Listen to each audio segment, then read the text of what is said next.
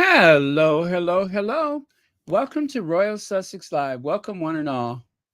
Uh, Let me see. Fancy, thank you so much for being first. Or should I say, thank you for being here an hour ago? An hour ago. See what I just did? Sonia Johnson, Mary H., Lydia Washington, Connie Balmer. Hey, Connie Balmer, I heard that everything is okay. Is that right? You figured it out? I'm so glad to hear that because I was just about to I don't know what I was about to do, but I was definitely about to do it. So I'm glad it all worked out. And look at there, I can see your membership again. That's a wonderful thing. All is well in the universe. Okay. Katie V, thank you for becoming the newest member. Thank you very much for that. And let's see. Oh my goodness. All right. Let me grab my slides and then we can get on with it. I don't think we'll be here more than an hour. I don't think we'll be here more than an hour. I'll make sure of it. More than an hour.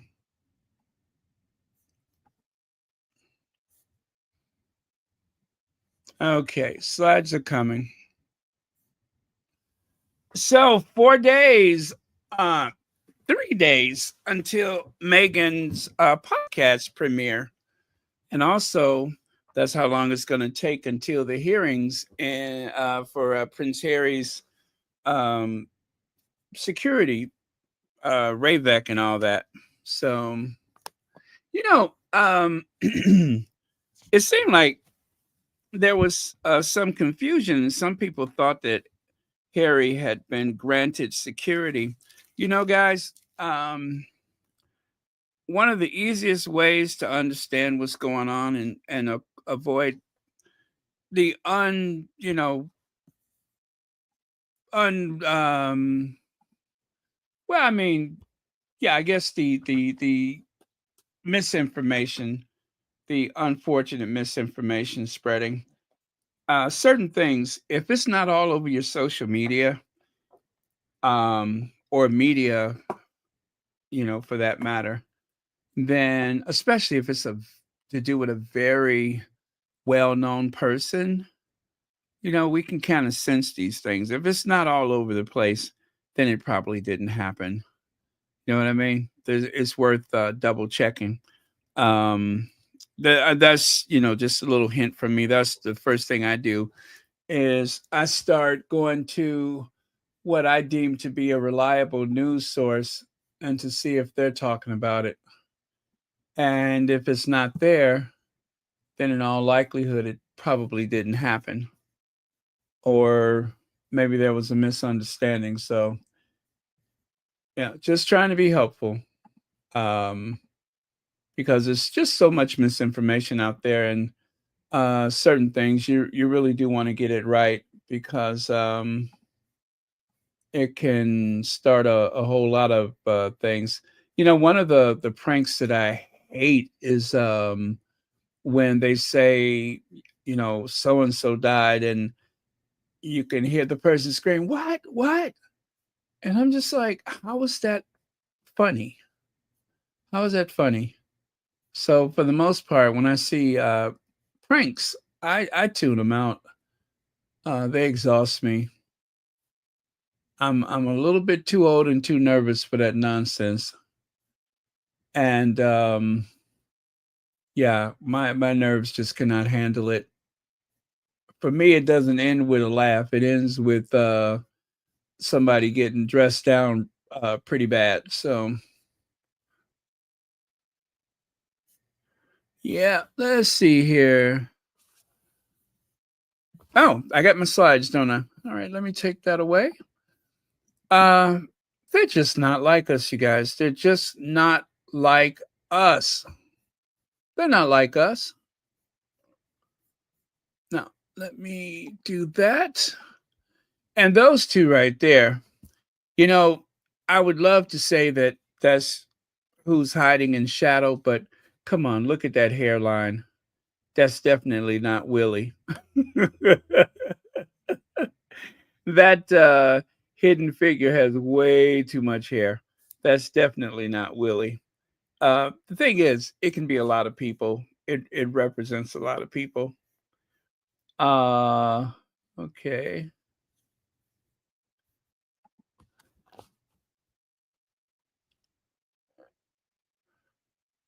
Um, yeah, yeah. It's up to Chucky. It really is up to Chucky. Okay. Excuse me. So I don't know who that is, but I thought the silhouette looked kind of hot, so I just put it up there. Now, Inc. magazine, Meghan, Duchess of Sussex, on best business advice she ever received. She shares her favorite productivity hacks that came in handy while building as ever. Well, first of all, I'll just say this without um, even thinking about it. Megan keeps the company with people that are like minded, people that are career orientated, people that want something out of life for themselves. So that is the first rule to being a good entrepreneur or being successful, period. You got to hang around people that are successful. It's just that important because if you don't, you're just not really serious. If you're hanging around people that are trying to undermine you, um, people who are not, I mean, it's okay to compete with your friends, but it's not okay to tear each other down. If you got a friend that's like constantly tearing you down, that's not a friend. It's one thing to be honest, um, you know, because certain things only a friend can tell you. But the wholesale destruction of everything you believe in, that voice of negativity, and I have some friends, you could not convince them. You couldn't convince them that negative is not their default, but I don't know if they hear it. I really don't know if they hear it. Excuse me. But sometimes it just kind of creeps up there. So you have to be very aware of that. You really have to listen to the language and the intent because um, I don't know if it's a I really don't know what it is. I just I don't want nothing that other people have. I want what I worked for. You know what I'm saying? I don't sit up and dwell over somebody else's successes or failures. I'm just trying to do the best that I can do. So that is something that you could spend a lifetime and have a problem escaping that. So just food for thought. Just food for thought. If you are entrepreneur and you want to be successful, do not hang around people that are going to pull you down or undermine you or tell you what you can't do. A real friend is someone who just, roll up their sleeves and say, if you need something, let me know. Right. And still, you got to watch that person. You got to watch that person. Um, but yeah, that's what I hear from a lot of those people that have made it, and that goes for people in entertainment. I watch a lot of those old interviews and some of the more recent interviews, and there's like a common thread. If you listen closely, there is a common thread to success. So, um, again, something to bear in mind.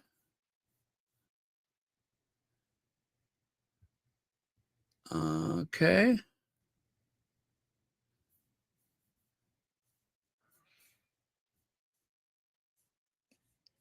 Oh, you know what? I was supposed to be looking at this, right?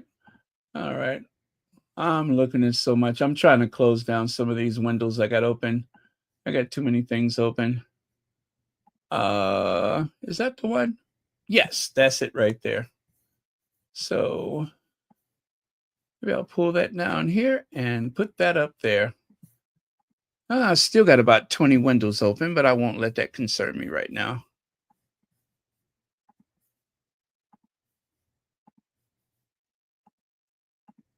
Okay.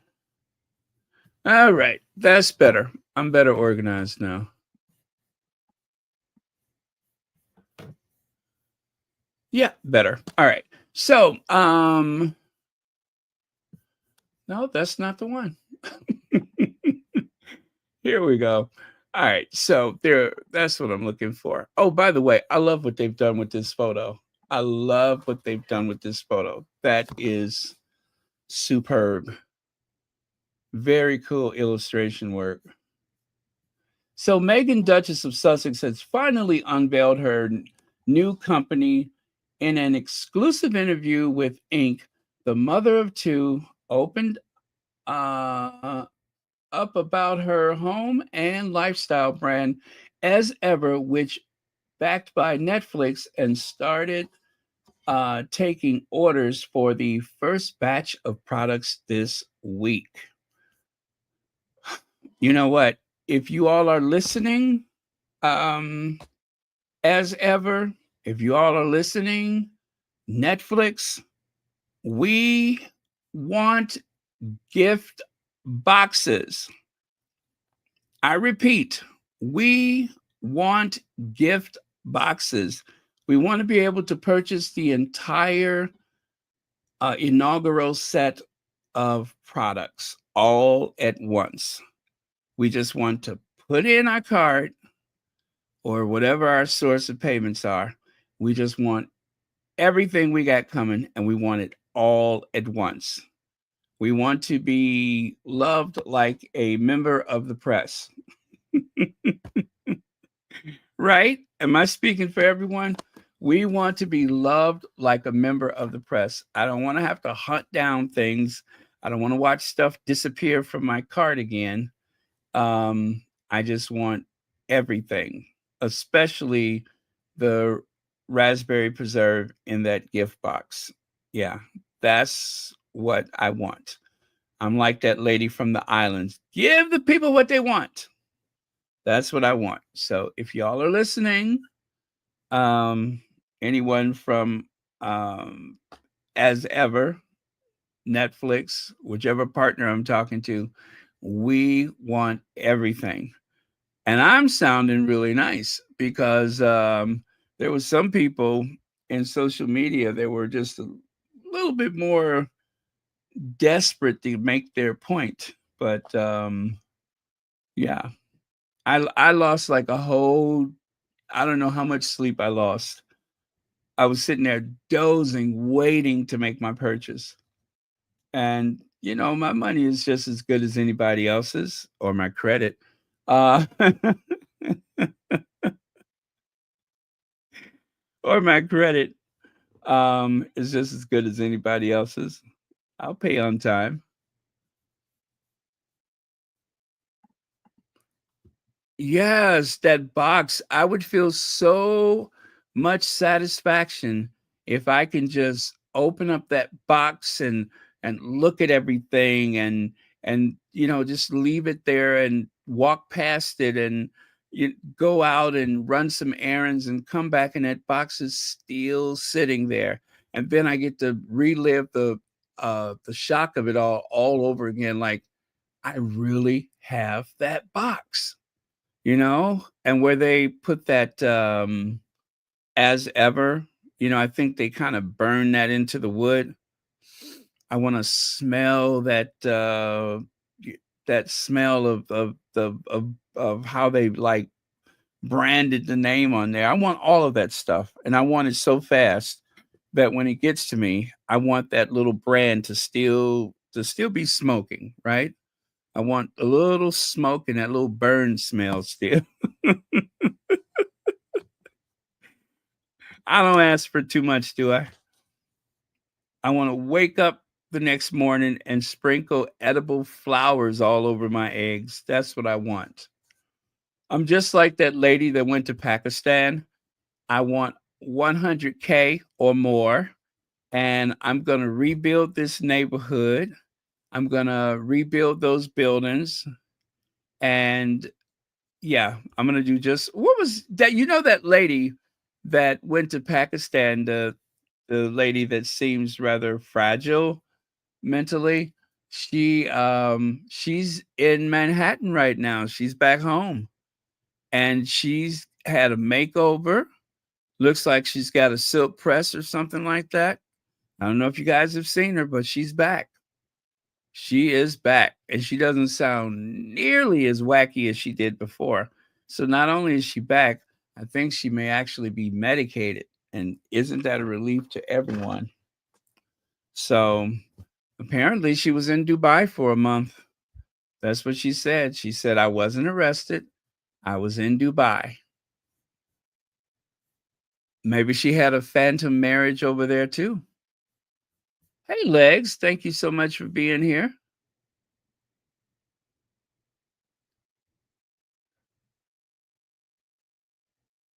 Hmm.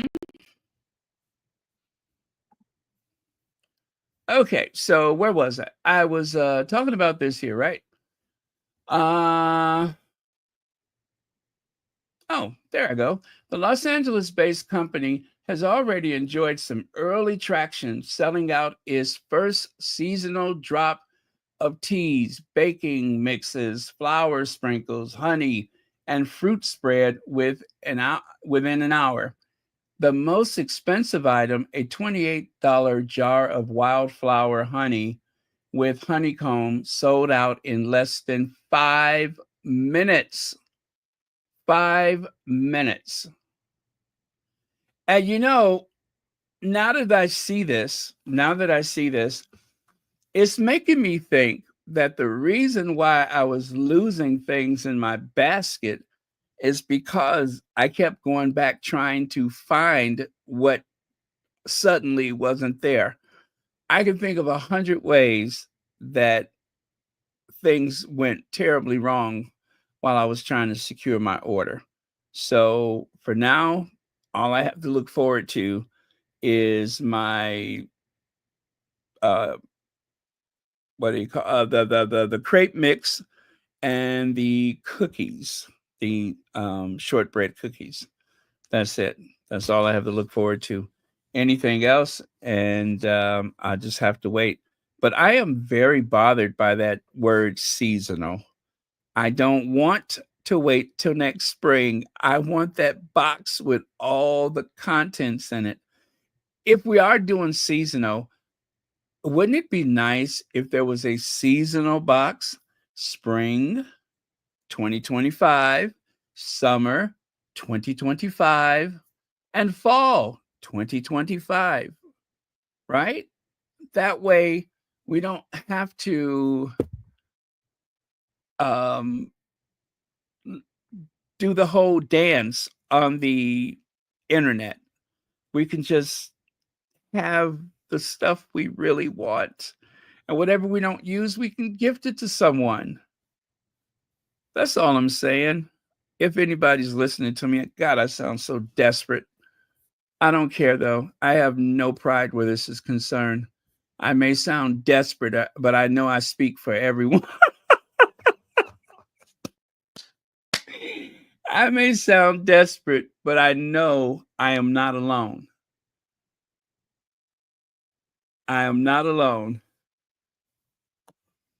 Yes, and you see there, it happened to a lot of people. It happened to a lot of people. And I'm not too proud to say that that I would what do you call it? Well, like if somebody said, if your neighbor's dog comes up missing, you could have that box. Well, I guess my neighbor's gonna have to get a new dog then, right?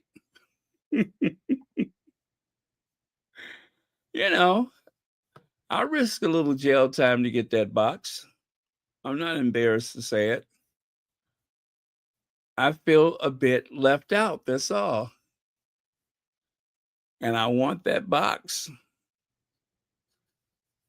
So even if I have to make a little car trip, I think I recognize some of those people I've seen opening up their boxes on social media. Yeah. All I can say is don't look the other way. If I was you, I wouldn't look the other way. Better get you a Ring camera. Oh man. Well, that's okay. Everything is going to work out, you guys. I have a feeling that they're listening to us right now and they know that especially the Sussex squad, they got to do something special for the Sussex squad.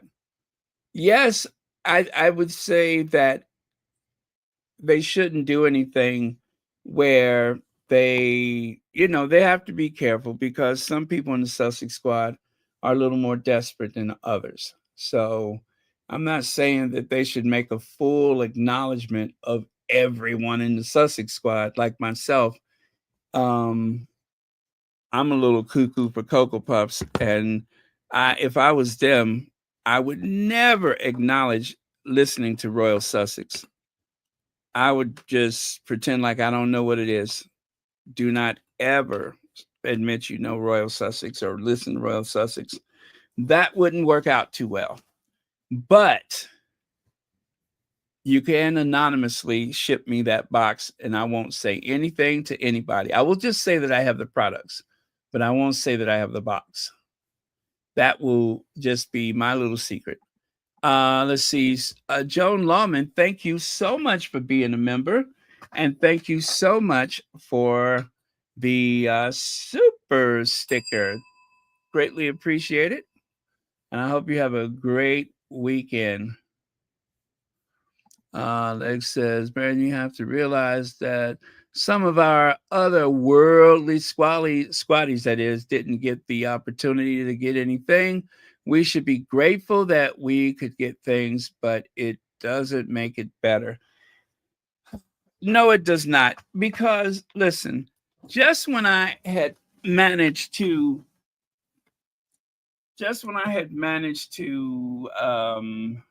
how do I put this, accept my circumstances, then you see people with that ah, that sigh of satisfaction as they open up their boxes.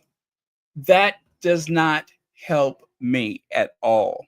That sigh of ah, I mean, they're just so pleased with themselves that they got that box. Oh, I would recognize that M anywhere. Ah. And I'm just like, is this your wedding night? Or did you just open up a gift box? Which is it? Because all of that gasping and sighing, that makes me kind of a little curious as to what's exactly going on.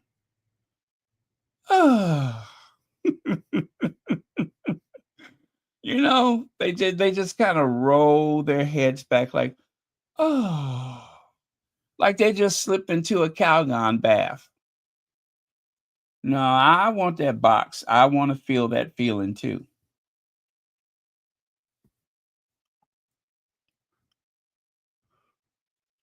Yeah, it's probably best they don't. Because could you imagine me trying to get close to them and then all of a sudden they say, um, one of the things we wanted to ask you about is what is all this business with 1992? Uh, I had to hunch my shoulders. And then they play my video. 1992 is a year that I shall look back upon with undiluted pleasure. You know what I'm saying? What if they played that back for me? Or what is all this stuff about jazz hands? And, it could be embarrassing. the calls are coming from inside the palace. And making fun of some people's, like calling Kate the human windsock. I don't know if I can. Yeah, it'd probably be best if we do things anonymously. Yeah, it'd probably be best if that. You know what I'm saying? And let us not forget Afro Annie. And I do believe that on that side of the family, that's probably Harry's favorite aunt.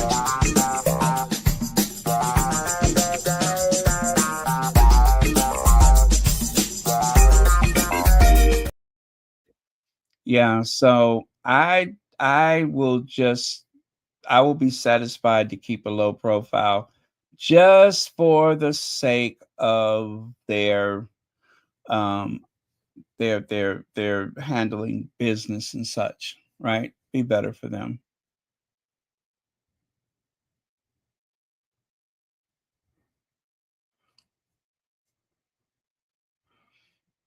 What happened, Helen G?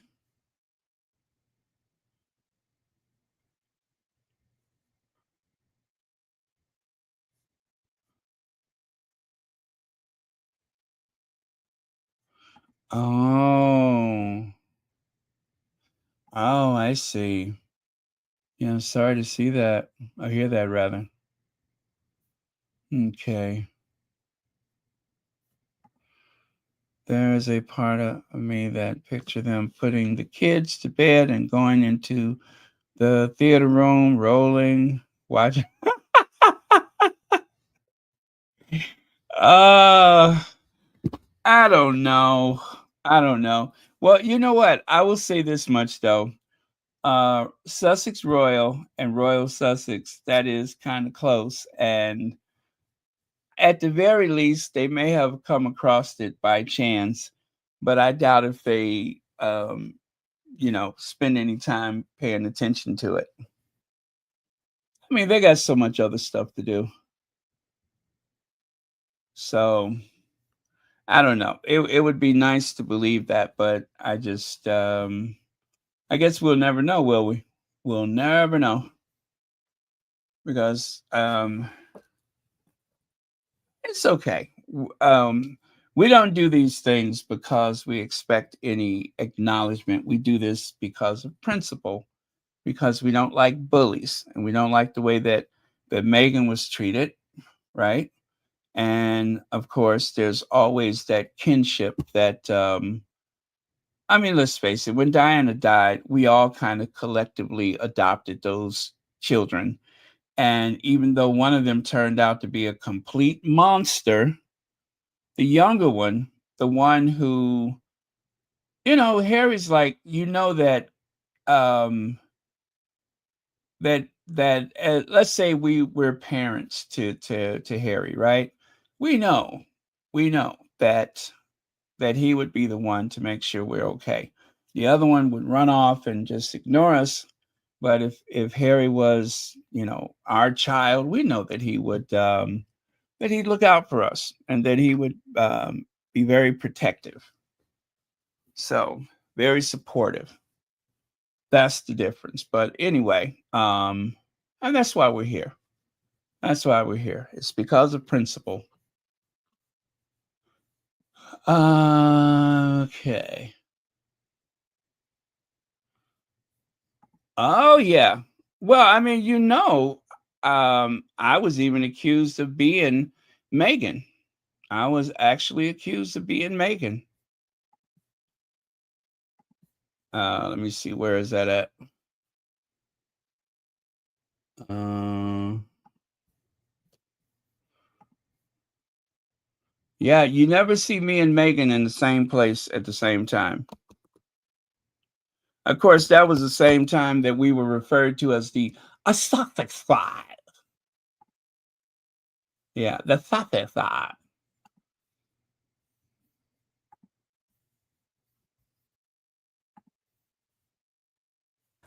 Thomas, I wanted to ask you about these vile individuals who refer to themselves as the Sussex Squad.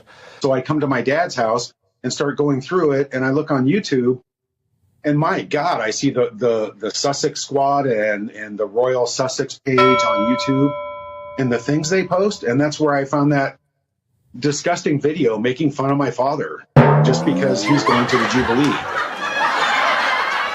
I mean, and if you look on the Royal Sussex page on YouTube, you're going to see exactly whose it is. It's definitely Meghan Markle. And if it's not her personally, she's definitely paying somebody to do it.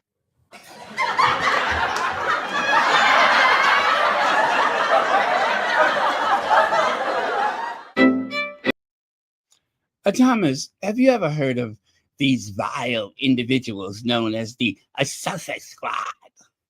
These vile individuals.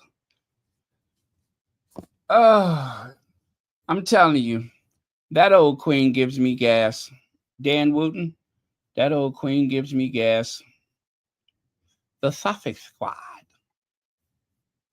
Thomas, tell me, have you ever heard of these vile individuals known as the Sussex Squad? Ugh, what a pig. Lex says, Baron, we need Meghan. Need M like so? Meghan, let's whip in your hair.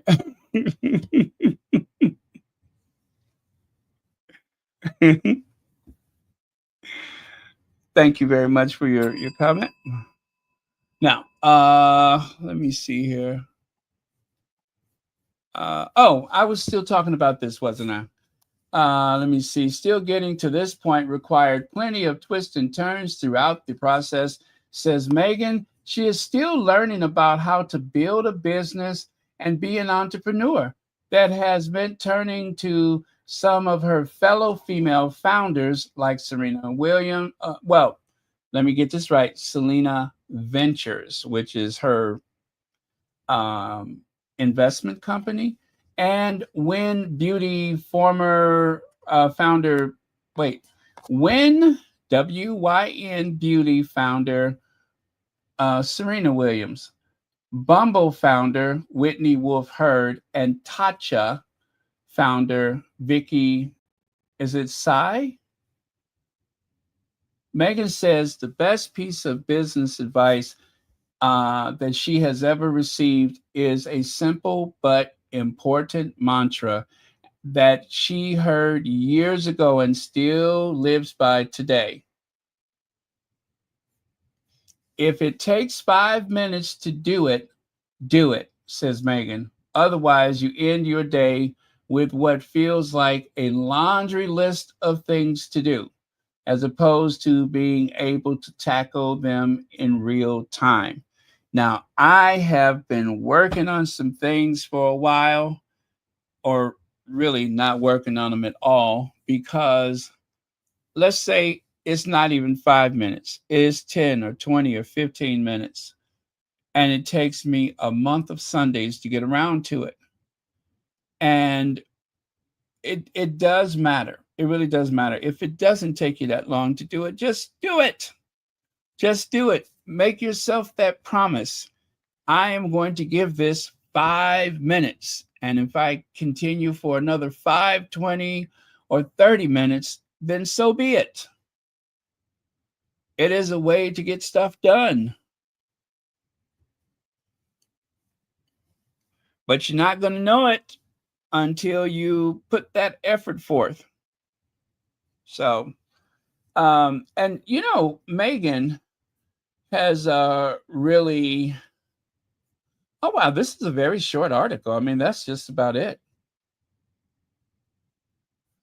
The approach, Meghan adds, also introduces some intuitive power into your decision-making process and forces you as a founder to listen to your inner voice. It also encourages you to trust your gut on a lot of those decisions that can be made in real time and don't require much ruminating, that is, says Meghan. Sometimes you just get really quiet and really trust what feels right for you and your brand and go back to the intention of what you wanted to put into the world. Okay. Now, are you guys listening to Meghan? Are you all listening? But you guys, I have a feeling this podcast is going to be huge, especially when we see who's on the podcast, because one of the most watched, most consumed subjects or topics is a woman entrepreneur. A woman entrepreneur. There are a lot of women that are starting every day. Hundreds, if not thousands, of women are starting businesses in the United States every day, probably to thousands or tens of thousands, and they are looking for mentors. They are looking for mentors. And even some of the most ardent Meghan haters and critics, if they are interested in getting a business off the ground, they're going to be there listening. They're going to be there listening. She's not charging admission to some banquet hall like some of those people do, where they speak about starting a business.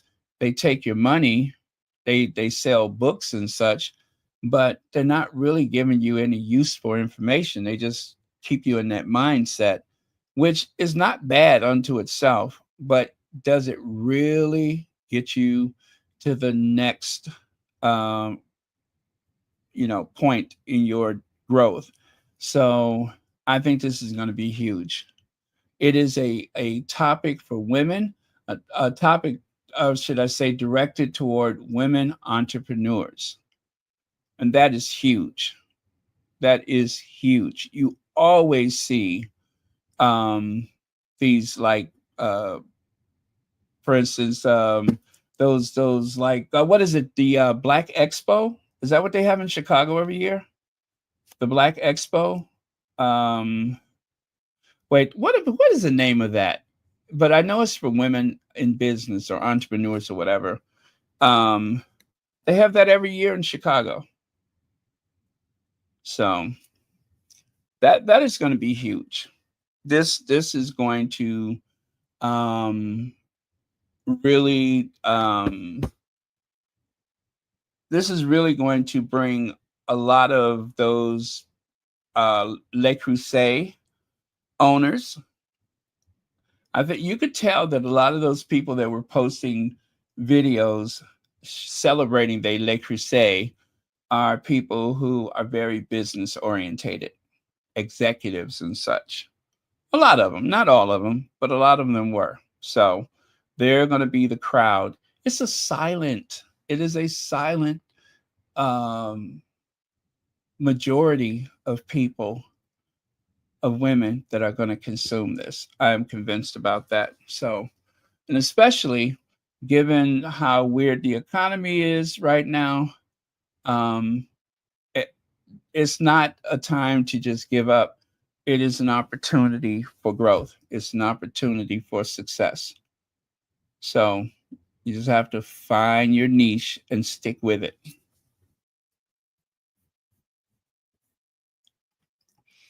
Tangerine Squeeze says there are so many of us tired of the corporate rat race and have creative ideas but don't know where to start. I'm very interested in this podcast. Valuable information. Hear, hear. Hear, hear. I believe that too. I believe that too. So I think it's going to be I know it's going to be very successful. I don't think it. I know it. I know it. This is really going to change the way a lot of people view Meghan. It's gonna make some changes, because there are still some people who assume that Meghan is just some kind of trophy wife and such. And a lot of people got to learn more about Meghan with the Spotify, with the what was it, Archetypes. But this is when they're going to see Meghan, the entrepreneur, the one who um, started the TIG Meghan. So, and I think it's coming at just the right time because introducing, I think, okay, this is what I believe. It's going to do in a short period of time what took, let's say, Martha Stewart years to define, because Martha Stewart was just seen as a homemaker, a lifestyle guru, but there's also Martha Stewart, the businesswoman. So this is going to hopefully, I hope, um, show that Meghan is not just this privileged housewife, the wife of a prince, that she's not just a former actor. She's not just, doing this lifestyle show and philanthropy, that at the root of it is someone who has that entrepreneurial spirit. And that is what's going to come shining through. So be prepared because it is going to definitely cause a lot of friction with the left behind royals and all those people that support them.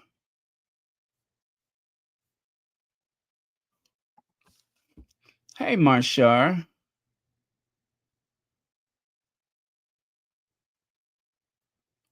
Exactly. Exactly. Thank you, Marshar.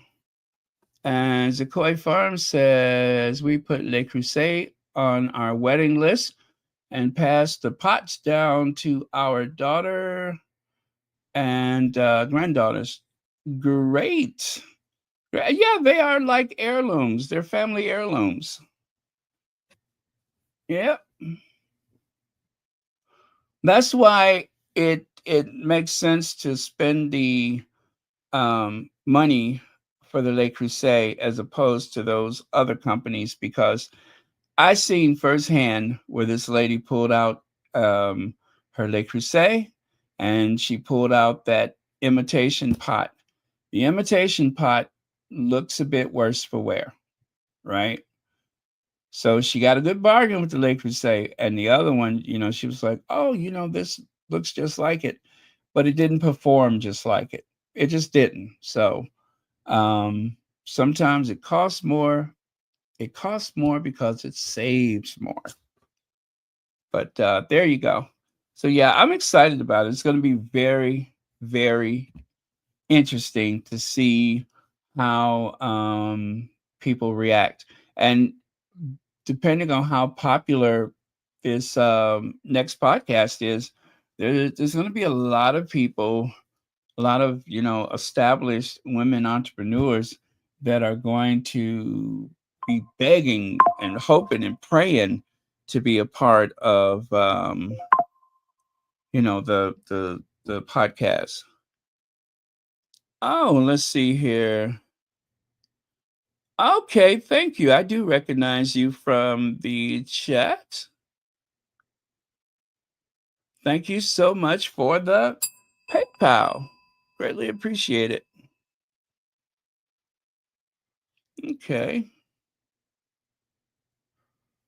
Let me see. Okay. Just seeing if there was a note with that, but nope. All good though. Thank you very much, E. Really appreciate it.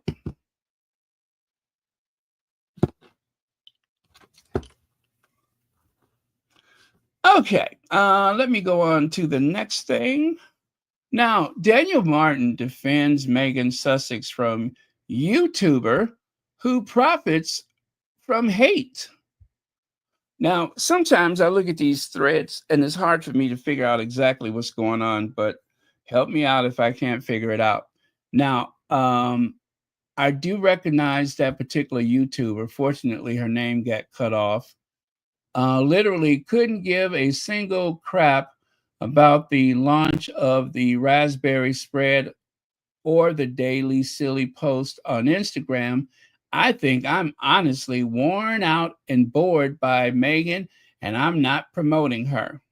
Instead, I'm going to have some almond butter and jam on toast from my favorite brands. And let's see, up top it says, this is misery and sadness or jealousy. Love this for them. Derangers share the same brand, same brain, that is, honestly.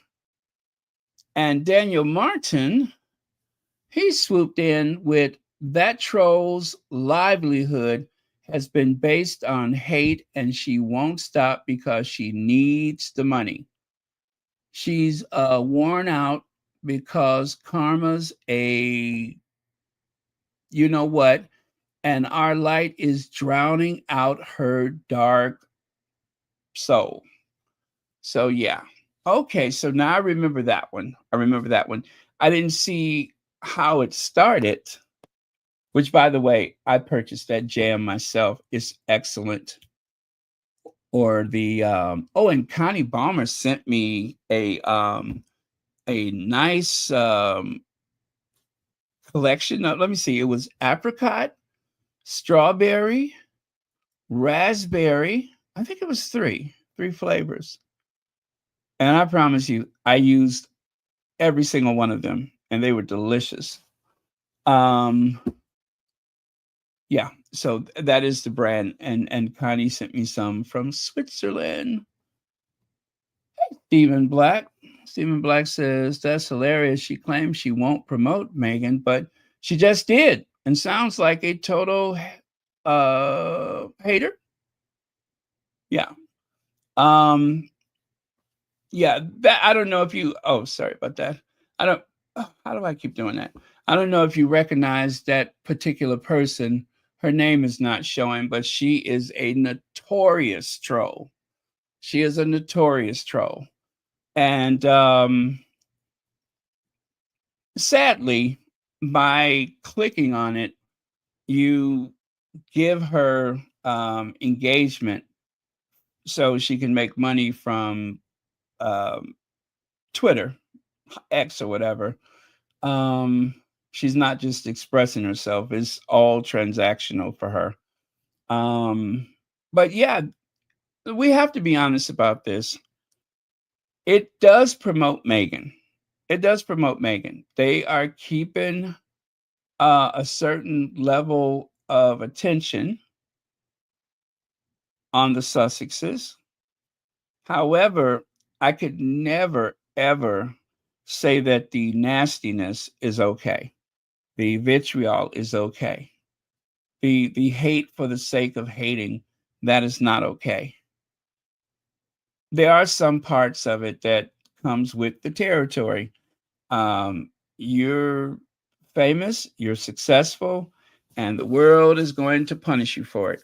And a lot of the paparazzi and the magazine editors, newspaper editors, the columnists and such, they justify it by saying, "Oh yeah, well, you're famous, your life is privileged." I think it was what's her name, Zellweger.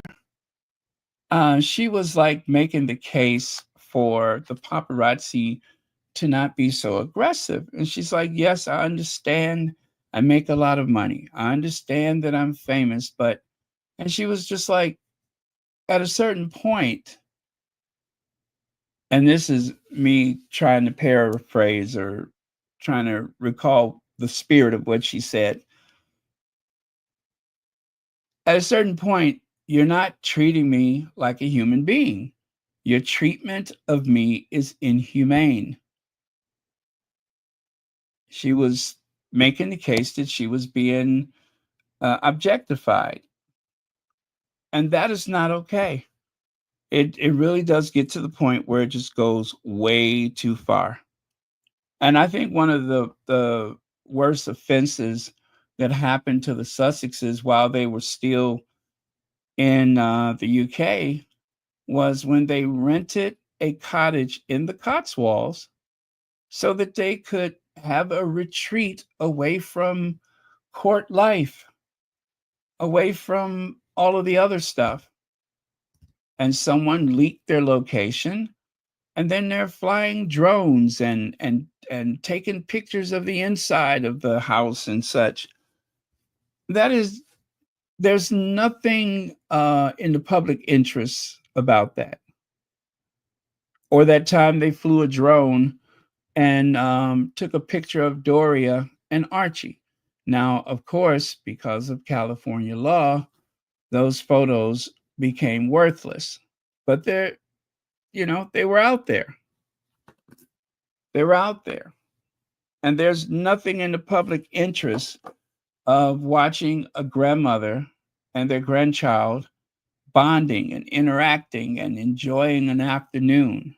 There's no public interest there. I mean, they were literally trying to slice through a fence so that they could step onto the property because they ceased to see Harry and Meghan as people. They're just a means to getting that $50,000 photograph. And then, of course, the most chilling thing that I ever heard is, why do you take so many pictures? Why do you take so many pictures? And the paparazzi guy said, because this might be the last picture that he ever takes. This might be the last image of him ever. So that picture will be worth a lot of money. And I'm like, that went right through me. That one went right through me. But that is the mindset of so many of these people that are following them around every day, that will try to rent a boat so that they can go to this island in, where were they at? Vancouver, so that they can go to this island and creep around the property and peer through the windows.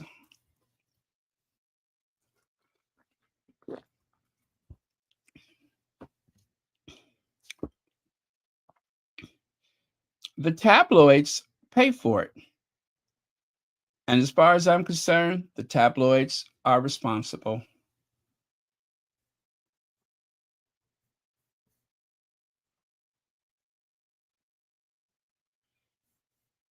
Yeah, it's I believe Michelle Obama really struggled, and one of the worst parts of it was Donald Trump. Donald Trump and his insistence that that they didn't belong there, that somehow they cheated their way into that position, that Barack Obama should have been disqualified from even running for president because he's not an American. And it was the same thing that he did to Kamala Harris by taking away her ethnic identity. Oh, I didn't know she was black. She wasn't black until last week. And sadly, it was a lot of black people that did the same thing. It was a lot of black people that did the same thing, and that really breaks my heart. So what starts off as some comment about a product like Meghan's raspberry spread, it all graduates, and it just goes further and further, and the comments become worse and worse. The evil seems to like multiply, and next thing you know, there's someone creeping onto your property. Maybe it's the paparazzi, or maybe it's someone who just escaped a mental institution. You really can't know. Let's see. Well, now you can see who that troll is. Wow, that makeup artist has a few words to say about me. My dark soul, better than being an arse kisser. Daniel, my livelihood has been built up creating content that other people like to watch. Compared to some, I go very lightly on Meghan, but glad to see I'm on your radar.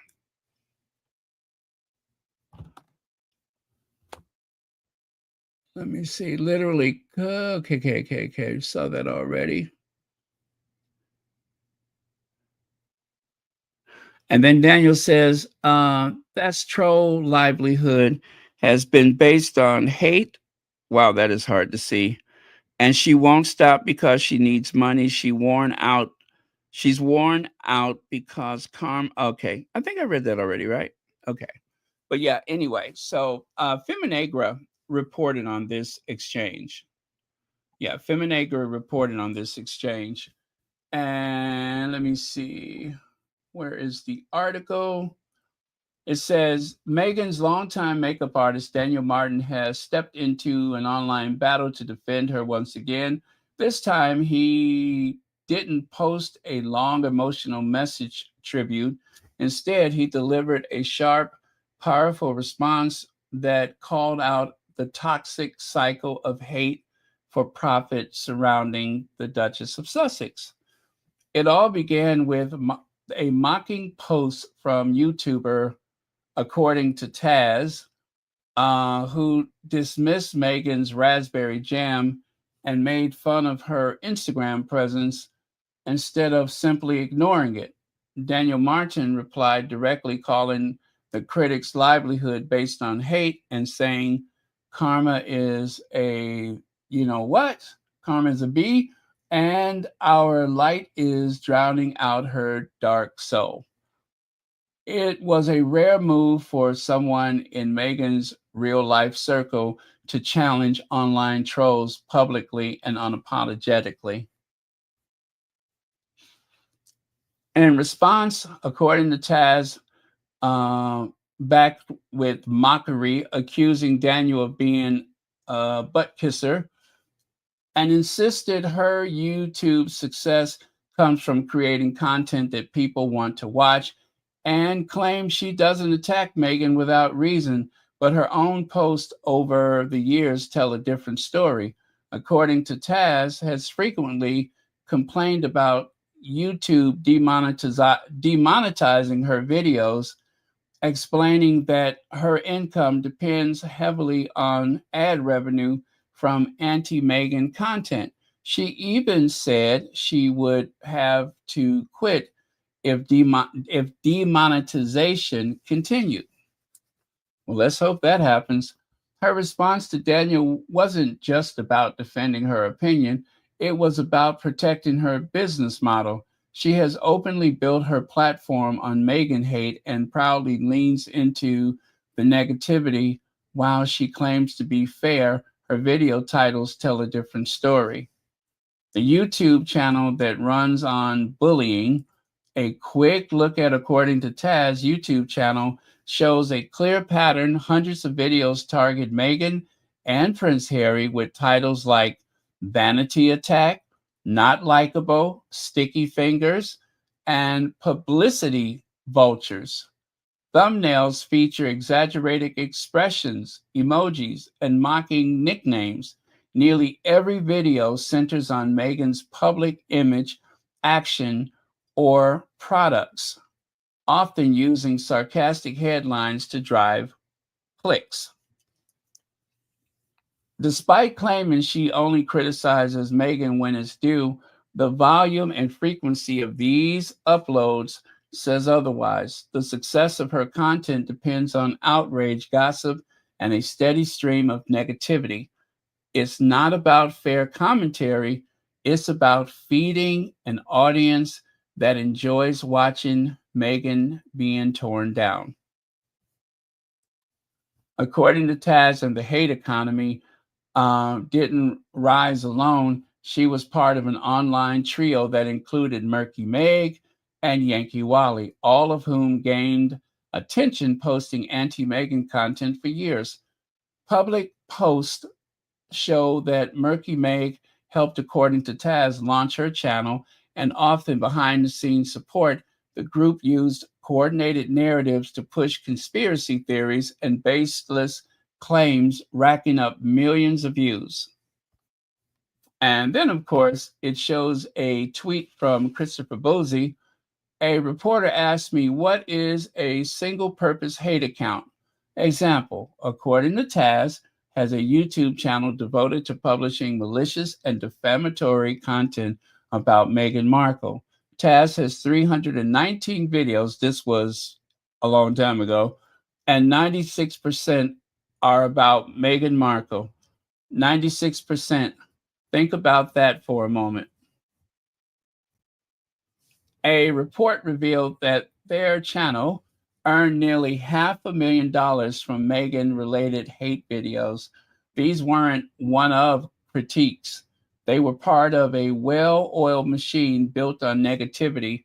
The trio public fallout and YouTube suspension did little to slow the flow of new videos or the appetite for attacks on Meghan's character. Daniel Martin says what many have been thinking. What makes Daniel Martin's post stand out is that it's simply because the people constantly attacking Meghan Sussex aren't driven by principle, they're driven by profit. Their hate has become a job. Their content doesn't offer balance or fairness. It plays into prejudice, sexism, and in Meghan's case, racial bias. The clash between Daniel Martin and, according to Taz, is more than a personal spat. It reveals the digital world Meghan lives in, one where her kindness and success are threats to those who rely on her downfall, while critics like, according to Taz, see Meghan as a cash cow. Daniel sees her as a real person, someone who deserves better than being a permanent target. In just a few words, Daniel reminded the world that defending someone from hate is never the wrong choice. It's the people who turn hate into content that deserves to be questioned. So again, that was Spiminegra.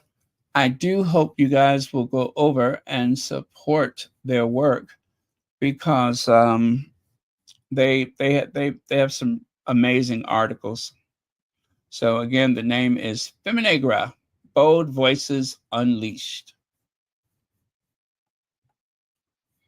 All right, let's see here. Stevie Rose says, "May that person didn't care.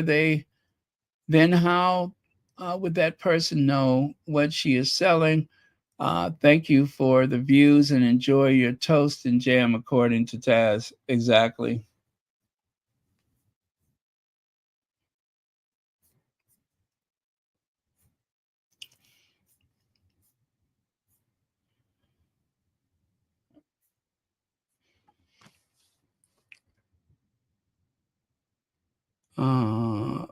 Both times getting the presidency, he's still scared of two women, Michelle Obama and Kamala. Yeah. And you could throw Hillary Clinton in there because he, even after he was in there for almost 4 years, he was still talking about her. In my lifetime, the first time I'd ever seen a woman vilified in such a way, and that was Hillary Clinton. That was the first time I'd ever seen anything like that. And I remember I was just like thinking to myself, okay, they know she's blonde, right? Right? They know she's blonde. And the one thing that is so unique about Trump is that he has the ability to tear down just about anybody, and there's nothing that he can say that will ever cause him to lose a night's sleep. Nothing. It all just, it's never an issue. It is never an issue. I've never seen anybody like that before.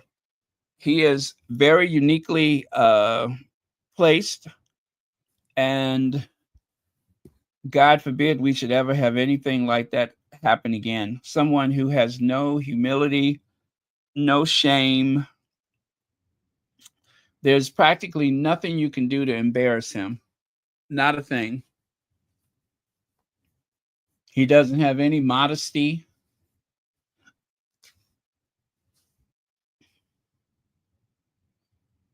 Is it Howard Jane? Good morning to you too. Okay. Now, this just happened to come up in my feed today on X. And if you don't recognize, well, I'm pretty sure that if you are from the United States, especially if you are of African descent, if you are a Black American, you recognize that image. Elizabeth Eckford, born October 4th, 1941, is a civil rights activist and one of the Little Rock Nine, a group of African American students who in 1957 were the first students to ever attend classes at a previously all-white Little Rock Central High School in Little Rock, Arkansas. The integration came as a result of the 1954 United States Supreme Court ruling Brown versus the Board of Education. Eckford's public ordeal was captured by press photographers on the morning of September 4th, 1957, after she was prevented from entering the school by the Arkansas National Guard. A dramatic snapshot by Will Counts of the Arkansas Democrat shows the young lady being followed and threatened by an angry white mob. This and other photos of the day's startling events were circulated around the United States and the world by the press. Count's image was unanimous selection by the Pulitzer Prize jury for the 1958 Pulitzer Prize.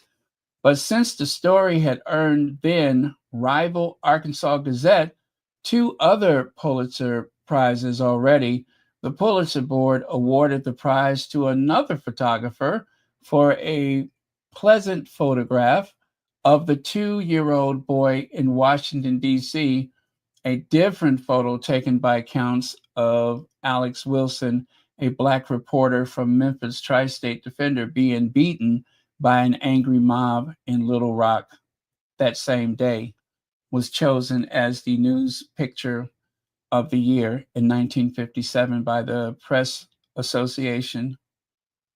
This image of Counts prompted President Dwight D. Eisenhower to send federal troops to Little Rock. Eckford only spent 1 year at Little Rock Central High, where she and other Black students were tormented throughout. In the years since she had struggled through life and twice attempted self-harm, she was subsequently diagnosed with post-traumatic stress disorder. So what was speaking to me, what called out to me when I looked at this photo is the conversation we've been having the past couple of days, not just here on Royal Sussex, but several people in the Sussex squad have, I guess you could say, have had a triggering response to seeing the gift box that was given to a reporter who at one time was hypercritical of Meghan, who seemed to feed into all of the hate and misogynoir, among other things. And well, I've learned some things since this has come up. So as you can see here, um, if you ever want to know what happened to her, there's a lot of information out there. But um, apparently, what happened that day is that Elizabeth Eckford, her family didn't have a phone. Now, there was supposed to be, I think it was 9 students that particular morning. Maybe it was just only 7, but eventually it became 9. But whatever the case is, there was a group of students who, along with 4 ministers, were supposed to um, try to get the kids into school that day. Well, they had called around and told everyone to meet up in a common place. Elizabeth did not get that call because her family did not have a phone. So she got on the bus and rode the bus by herself and began to walk the 2 blocks over to the high school. And that is where she was greeted by this angry mob and those National Guard soldiers. And interestingly enough, the National Guard did not uh, help her to reach the school.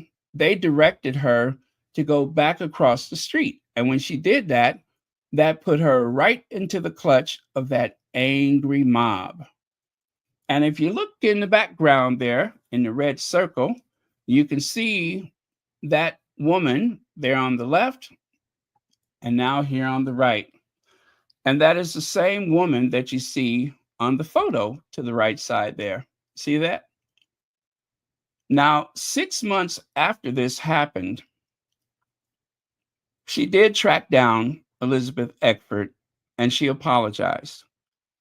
She was horrified because her face was the face of racism to the entire country. Those headlines, those images, even at a very young age, she realized she had better apologize. She needed to apologize. I don't know if it was her conscience. I don't know if it was her priest or pastor or whatever, but she did apologize. And years later, when there was, I think it may be the 50th anniversary of the event, she and Eckford actually were photographed together. And so it was a very traumatic situation for Elizabeth Eckford and a life lesson for that other person, whatever her name is. Let me see. Do I have her name here? And by the way, that crowd was chanting things like, yelling the N word, saying that they should lynch her and all that kind of stuff. She could have lost her life that day. There was a reporter from one of the magazines or one of the local newspapers, I think it was, who had actually walked her back to the bus stop so that she could wait for the bus, which seemed to take an eternity. But the way she got out of the situation was the same way she got into it. She rode the bus. And so she actually had remembered where another bus stop was. And so she just began to walk to the bus stop. But yeah, it took a lot of courage to get through this situation that day, because that angry mob is really no different from any other angry mob. Um, Back in those days, they were still lynching people. So it could have gone uh, really, really bad. And so, of course, the bus stop at that location is dedicated to her. And this is a photo from that day on the left side. And you can see the mob of people. Now, for whatever reason, at this point, the mob seems to have calmed down, but that's only the people that we can see. That is only the people that we can see. So people are not as open about their racism. They're not even that open about their conscious bias, not the unconscious kind, but the very conscious bias. They're not even that open about that. They just the reason why is because, there have been laws put in place um, to protect people. And of course, the law cannot be everywhere, but where it does exist, where it is able to intervene, it has made life much safer. But, you hear every day that they found someone who died from self harm, who have mortally injured themselves in a way that would be impossible. And yet some of these little municipalities and counties and stuff, they just, write it off as self-harm, but we know better.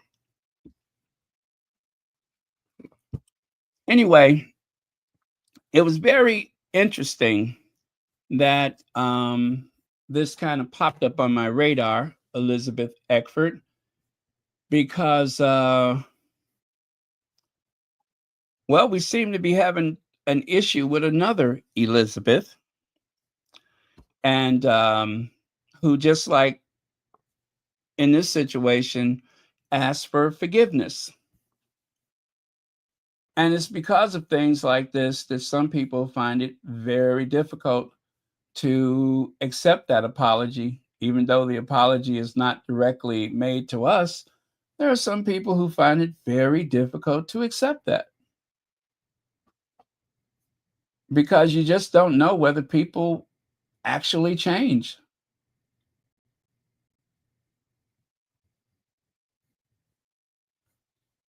So, um, but shout out to Dwight D. Eisenhower. Even though Dwight Eisenhower was from Texas, even though he was a Southerner, um, with a very German name, when it came to enforcing the law, he did just that. He enforced the law. He could have just ignored everything and, you know, let the state of Arkansas do whatever they wanted to. But as president of the United States, a president for every American, he took over the National Guard. And for you guys that are not from the United States, every state, all 50 states, have what they call the National Guard. It is a state militia, and they are under control of that governor. So, this being the state of Arkansas, they take their orders from the governor of Arkansas. But if there is a period where there is an emergency or a national emergency, if there's some emergency that requires even further um, powers, then the president of the United States will take over the National Guard for the individual state. And so that's exactly what Dwight Eisenhower did. He stepped in and told the governor of Arkansas to go to hell. There is a Supreme Court ruling, and I intend to follow that directive. So the same guards that told Elizabeth Eckford to go back across the street into the clutch of that angry mob are the same guards who had to hold back the crowd to make sure that all of those 9 students were able to go to class. See how that works out?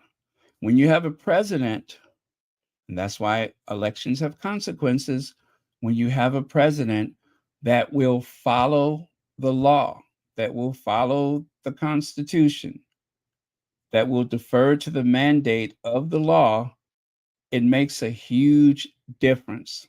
And it made a big difference with Brown versus um, the Board of Education. So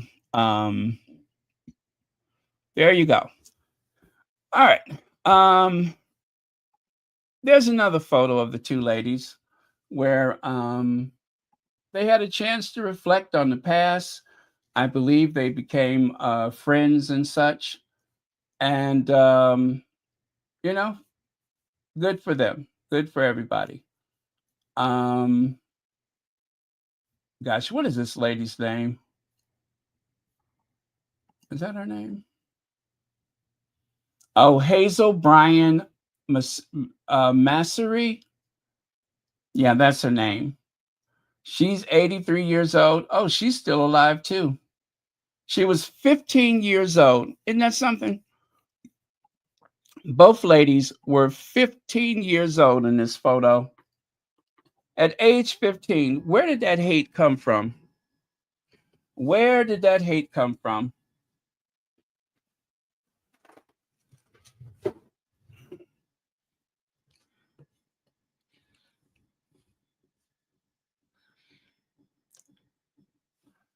Okay, so anyway, that is her name. It says here Hazel Massary, or Massari, is an American woman originally known as for her protesting integration. She depicted an iconic photograph. I'm sorry, she's depicted in an iconic photograph taken by photojournalist Will Counts in 1957, showing her shouting at Elizabeth Eckford, one of the Little Rock Nine during the Little Rock crisis.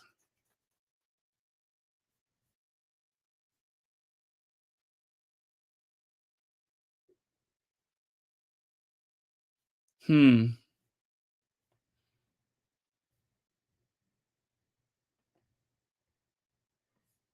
Oh, it was the 40th anniversary of Little Rock. That was back in 1997 when they were photographed together.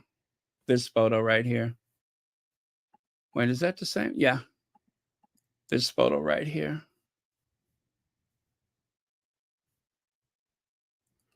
During the time after Little Rock, Hazel became increasingly political, branching out into peace activism and social work. She taught mothering skills to unmarried Black women and took underprivileged Black teenagers on field trips. She frequented the Black history section of the local Barnes and Noble, buying books by Cornel West and Shelby Steele.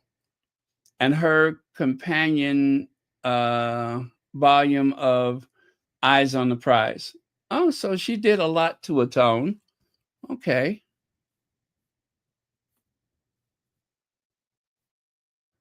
And she did apologize. They went their separate ways after their first meeting.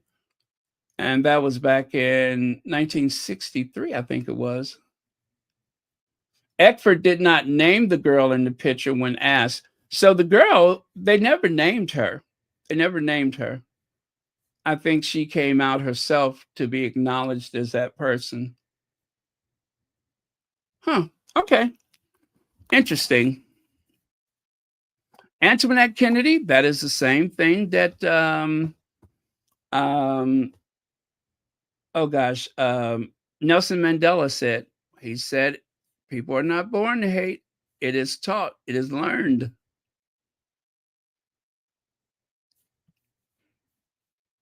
Okay. And right here, Queens Are Made said, y'all can give that woman grace, but I come from the school of Maya Angelou. EH, the person that we have been discussing this week, was racist and vicious to a pregnant woman, intentionally turning many white American women against our fave. Our fave is Grace, and God has made EH her footstool. But I believe EH the first time, despite her apology. When someone shows you who they are, believe them the first time. That's what Dr. Maya Angelou said. When someone shows you who they are, believe them the first time. And Queens Are Made went on to say she is presently actively sharing the distribution centers of the company, knowing that so many of her followers are actually derangers, many of whom she made derangers before her alleged pivot. Before her alleged pivot. So, EH. Elizabeth Holmes is a New York Times best-selling author of of HRH. I don't know if it's his or hers. Author of HRH. So Many Thoughts on the Royal Style. An exploration of the power of fashion inspired by her popular Instagram series. A veteran multimedia reporter, Elizabeth spent a decade on staff at the Wall Street Journal, which, by the way, is a very conservative newspaper. She is a contributing editor at Town and Country. Her work has also appeared in a host of other outlets, including the New York Times, the Financial Times, and Elle. She lives in Los Angeles with her husband and 3 children. Okay, so let's get into this. You know what? All right, there you go. So,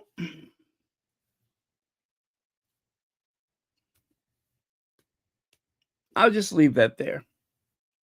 I'll just leave that for you to look at it. But basically, it is pondering where exactly does the as ever come from? How was it shipped to your home? Why is that important? I do not know. And for someone who has had a change of heart, why are you dwelling on that? Why are you dwelling on that? Now, over here on the left, you can see she's sharing the Inc. article that I shared yesterday.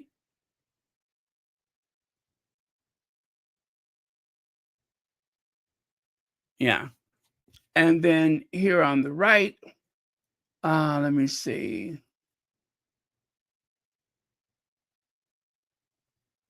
Yeah, so she's been posting, and she posts about Meghan almost every day. Anytime there's anything. But she still posts about the rest of the royals too. It's not as though she's picked a side. Nobody's asking her to. Some of the squatties have been very triggered by this. Holmes, you don't make it easy for people to forgive and forget. Why you snooping for find out where the jam is being shipped from?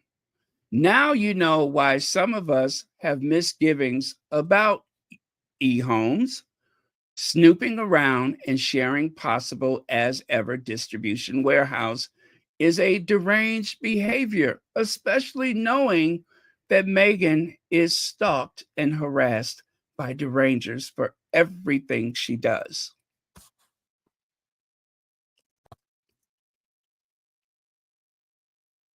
And by the way, isn't it interesting that earlier Elizabeth Eckford, her name is Elizabeth, and that just happens to be her name too, Elizabeth Holmes. Elizabeth and Elizabeth, just a coincidence, nothing important. Now you know why some of us have misgivings about Holmes snooping. Okay, that's the same thing. Sorry about that. And over here, I think the PR people handled this. There is no way Meghan can vet anyone. Her team says that they read everything, but Meghan does not. That's probably how this one slipped through the cracks. Speaking about ER, of course. EH. This one in more agreeing with, because it's not about showing more class or rising above it. It could look like one is rewarding them for their nastiness. Nasty people could take this as a sign to keep doing what they are doing because they will be rewarded for it to make them stop. Okay. Don't necessarily agree with that, but okay. And here's another one. It's one thing for the As Ever team to do PR, but this particular woman has a history of being a not nice person, shows she has no boundaries in her pursuit of monetizing off of Meghan and is working her way into Meghan's inner circle. You are so right about what you are saying. I replied to a post saying this. Now, one of the things that I mentioned in the past couple of days is that perhaps she apologized to Meghan. And it wasn't until today that I learned that there was an apology, that there is an apology. And the apology is still online. It is still online. And there you can see E. Holmes. Hi, all. I have been thinking a lot about this week. I'm sorry. I've been thinking a lot about this. Yeah. Hold on. Let me make that bigger so I can see it.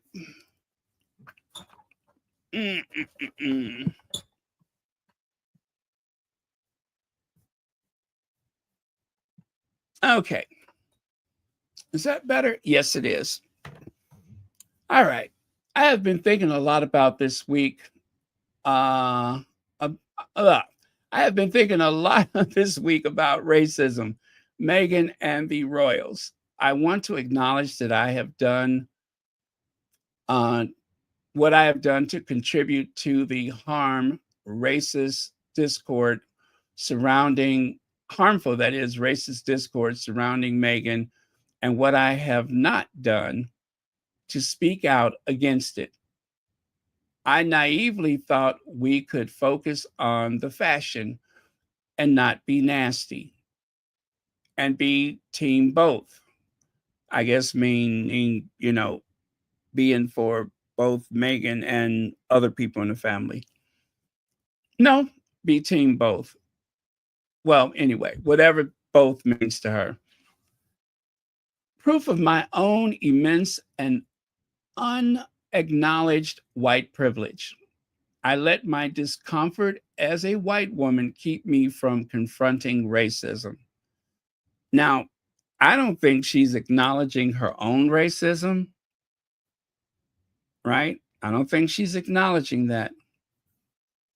Thoughts and actively, okay, I have failed to make, wait a minute.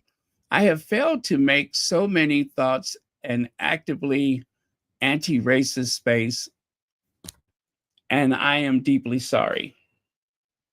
I let my discomfort as a white woman keep me from confronting racism. I have failed to make so many thoughts and active. What does that mean? Oh, God, that's weird. Anyway, this is supposed to be an apology. This is supposed to be an apology. And it goes on. It goes on. I'll just leave that there. But like I said yesterday, I don't think there's any more vulnerable time in a woman's life than being pregnant and being attacked while being pregnant. And whatever she says, even if there was no bias or racist component whatsoever, you were still going after a pregnant woman in a public forum. And that's not okay. That is not okay. Especially, and this is what a lot of people forget. As a member of the royal family, Meghan had no voice. And Elizabeth Holmes and anybody else including Taz, they know that if Meghan were the kind of person to push back, if Meghan was the kind of person to try to confront some of these individuals, it would be seen as her punching down. It would be considered reckless and irresponsible for her to do that. They know that Meghan has limitations, that she has limitations as to when she can even speak about herself, let alone address some of these negative stereotypes and all of these storylines about how awful she is. There's not a whole lot she can do. When an institution like the royal family use their henchmen to declare you a bully, that is going to stay with you. And there's nothing you could ever do that could undo that. Whether or not it's true, it doesn't matter. That they put it out there, that it has become part of the public record. And when these reporters criticize the Sussexes,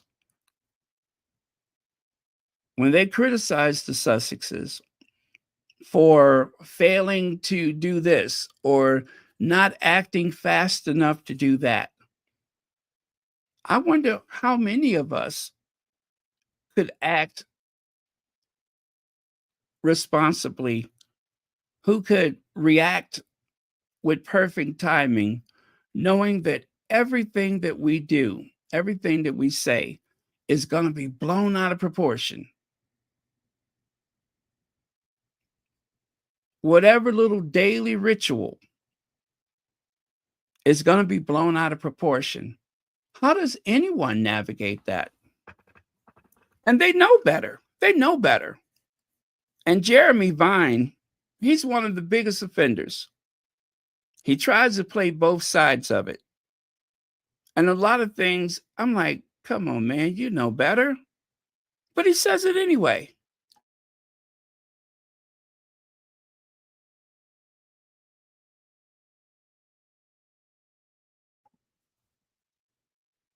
A lot of these people, they play dumb, knowing that the Sussexes cannot respond to everything. And so it is like a group effort to tear them down.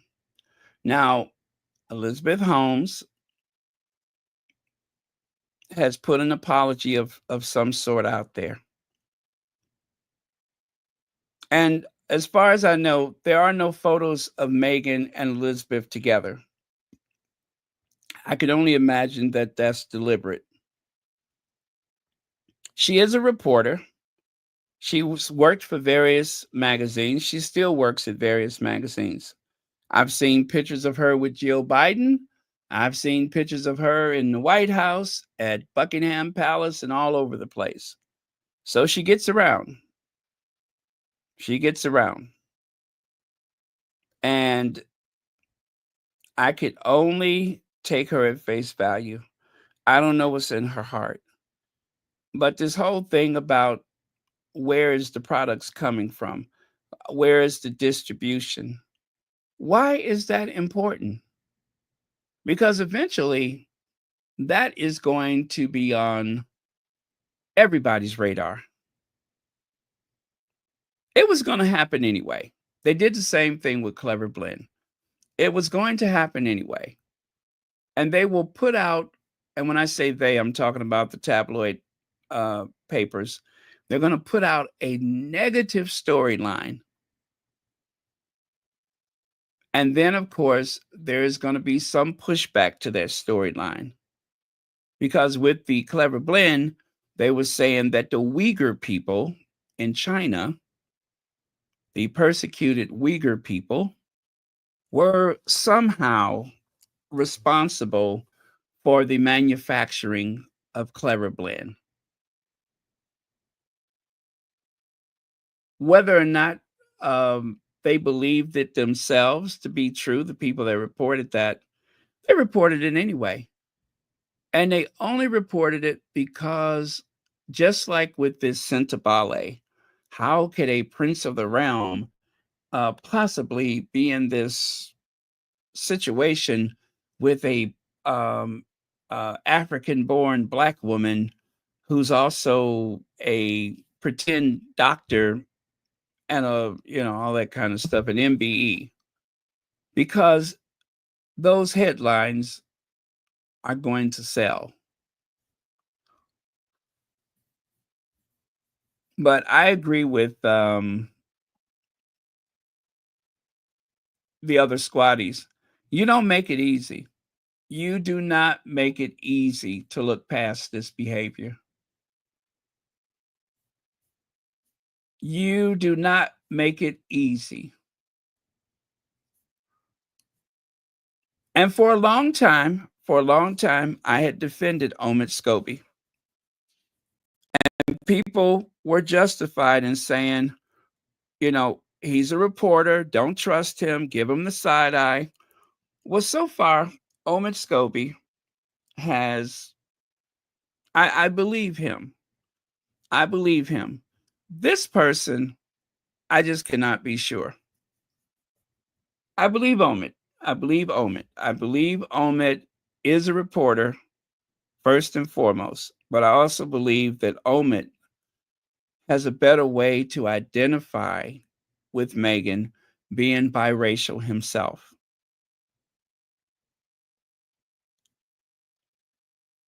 He's not a woman. He's not of African descent, but he has a better idea of what Meghan is going through than I would imagine Elizabeth Holmes could ever understand. I think she was just joining in on the bandwagon. And for that matter, not every American reporter was using the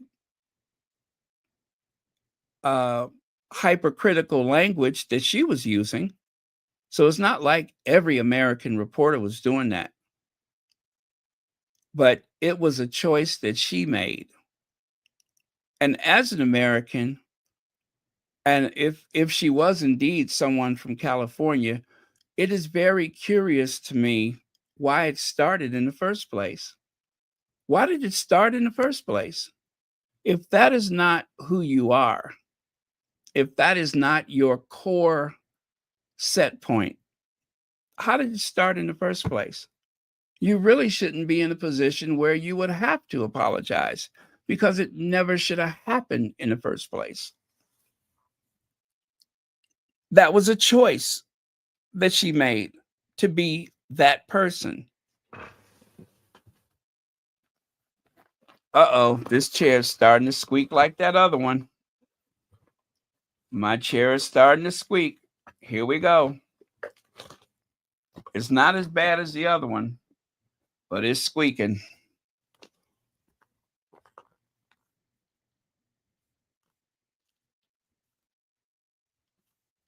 Okay, let me see here.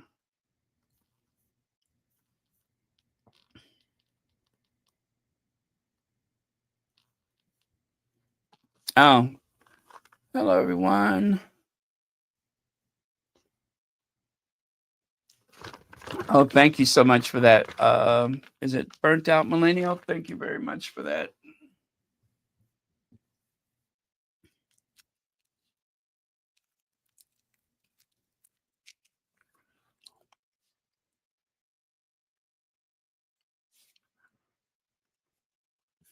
Okay.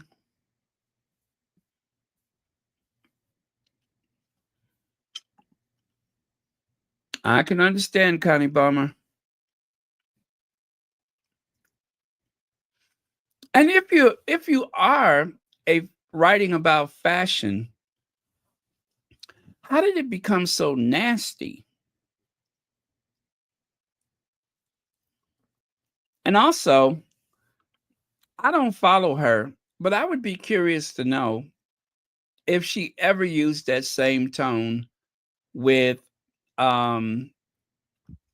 Kate Middleton.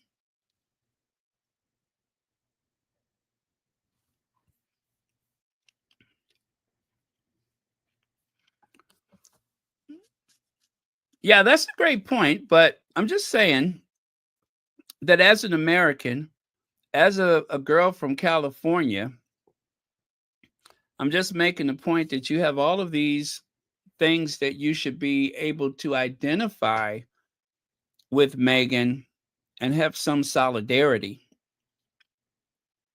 But instead, it's as though Meghan was some alien from outer space that was looked upon with suspicion.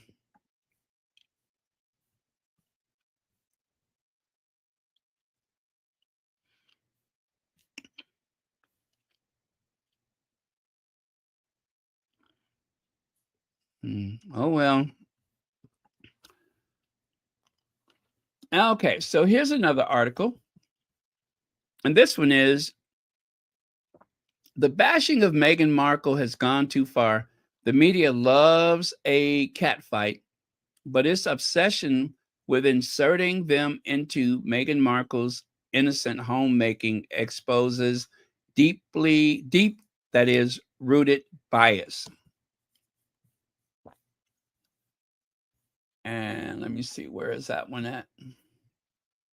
Nope, that's not the one.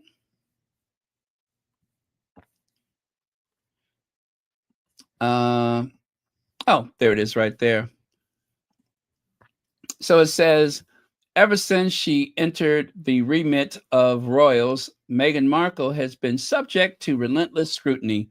Never one to break a habit, the media hasn't ensured that her latest venture, the Netflix series With Love, Meghan, has been met with undue criticism and even spawned a recent string of feud rumors pitting Meghan against her other successful figures in the wellness space.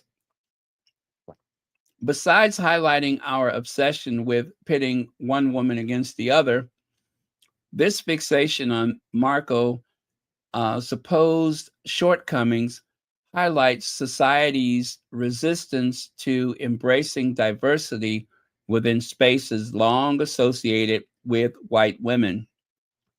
Wealth, well being, and the kind of kitschy homemaking only accessible to those with reams of expendable time and income.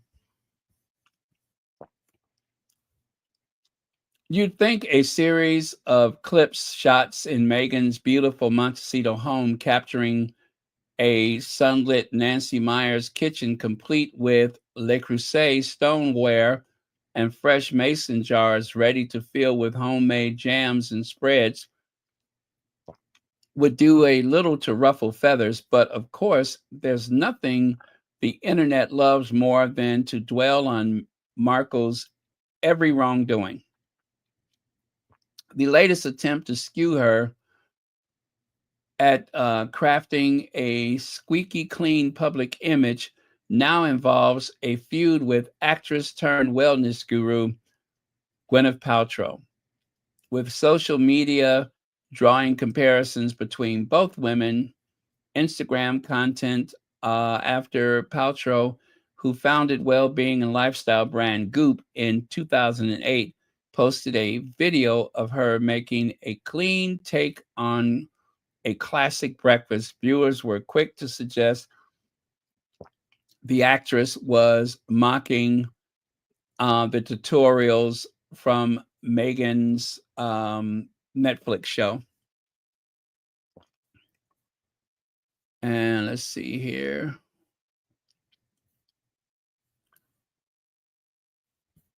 Okay, I'm not going to go through this whole article because it's pretty much like everything else that I shared. The media's fixation on fabricating feuds isn't harmless gossip, it's a tactic to reinforce the idea that certain spaces should remain exclusive. The more we indulge in these narratives, the more we enable a culture of policies to get who gets to be successful, happy, and unbothered. That is a point. Markle isn't a disruptor. She is simply existing, and that, it seems, is enough to unnerve a world still determined to police the presence of Black women in spaces they were never supposed to occupy. Okay, that's deep. Let me see who wrote this. Oh, Flo Bellinger. I like her. You know what? I'm going to post this article at the top of the chat so you can check it out. This one is like a keeper as far as I'm concerned. Very well written. Very well written.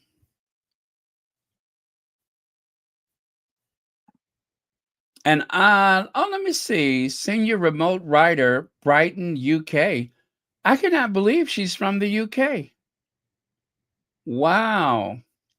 I cannot believe she's from the UK. Well, it just goes to show there are enlightened people everywhere you go. In the most random places, you can find someone that's got some sense in their head. Let me see. I'll share a photo with you guys. There you go. See, it says up there, senior remote writer, Brighton, UK.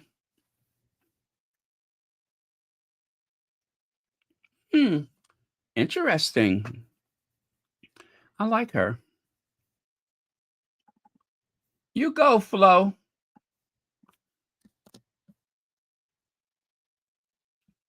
You go, Flo. You did that. You did that, girl. You go, Flo.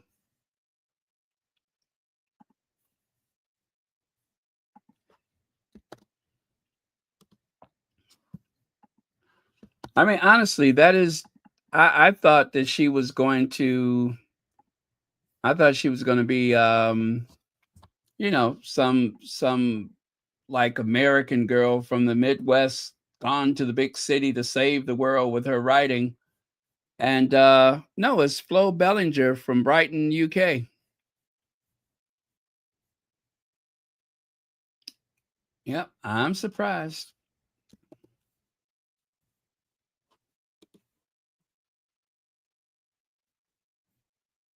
Yep, very interesting.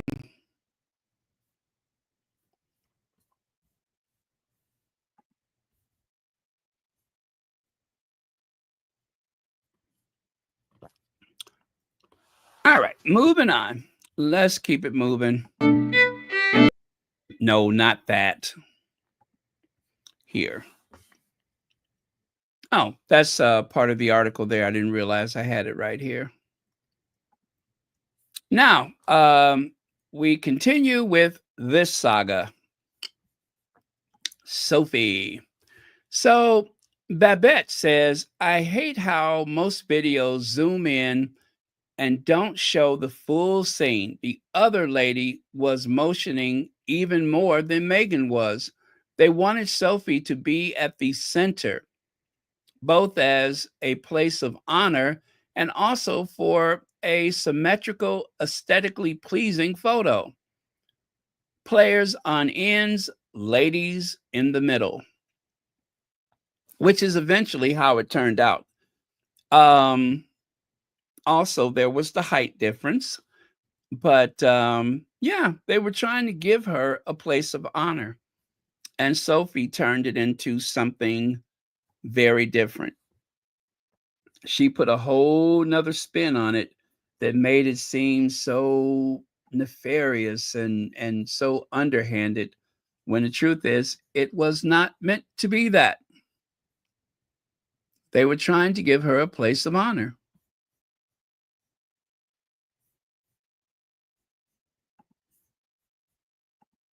Turn the music up on a long drive.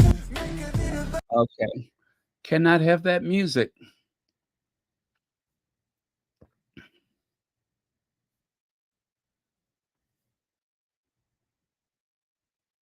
Yeah. Wait, that's not my usual. Where's the other one that I have? Let me find the other one. Because the other one doesn't have music. Let me put that back. Well, anyway, I'll leave it right here. But yeah, so she says that they were trying to get her in the middle to add some symmetry to the photo, and also to have her photographed in a place of honor. And it really would have been very lopsided, the so-called choreography, if Meghan wasn't there and Sophie would have gone to the other side of Harry. Wouldn't that make the photo lopsided? It seems like if Meghan wasn't there, that choreography still would have looked odd with Harry in the middle instead of the ladies in the middle.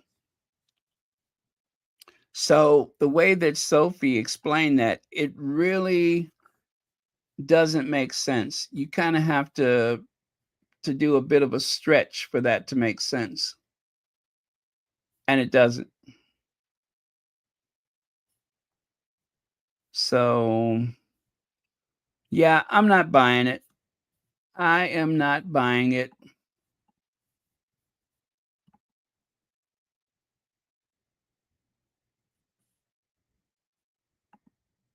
Yeah, I don't buy it.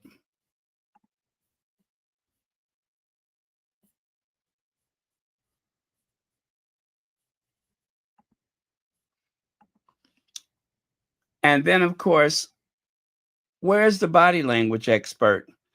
That trophy that Harry is holding, she tried to take that from him. And someone came running out from the side and gave her another one.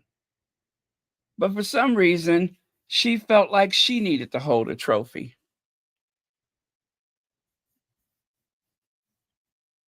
And what I really hate is that this information is out there. And a lot of these people are just ignoring it, just to slight Meghan, just to attack Harry. They are ignoring all of the things that we have shared this week. They are completely ignoring it just to keep that negative storyline going.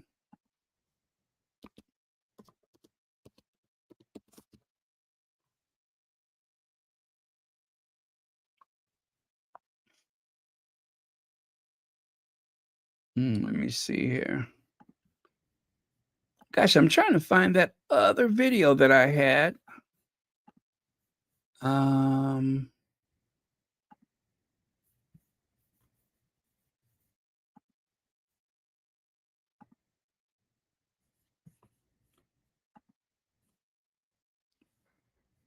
Let me see. Where is the other one? Oh, okay. Is that the one? No, that's not it. Well, I don't think I need it. I mean, we've talked about this. But I kind of wanted to stay on message just the same.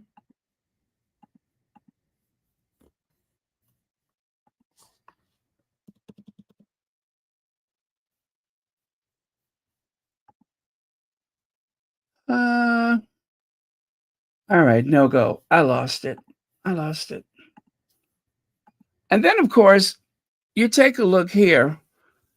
I'm very sure that this was after the Polo, not before. I'm very sure this was after. But either way, Meghan's celebrity friend, I still can't get over her. She could not say Serena. She referred to her as Meghan's celebrity friend. And then there's this photo. And these photos. There she is. Look at the bottom right. She's waiting there for Harry to arrive. And all of this leads me to believe And I think this photo was from the year before, maybe? Or was this earlier that year? But all of this leads me to believe that Harry was like a big meal ticket for her, that she was trying to build up, she was trying to rebuild Sentebale in her image. And central to the fundraising was Prince Harry. I don't think Meghan had anything to do with it. And there's a TikTok person out there right now screaming how Meghan was the one trying to take over the charity. She literally is saying that Meghan was the one trying to take over the charity, and that Sophie was the only thing standing in between Meghan and Sentebale. And we have all observed the Sussexes long enough to know that Meghan does not get involved in Harry's business. She does not. Whether it's the whale child, I don't think she's ever gone to Scotty's Little Soldiers.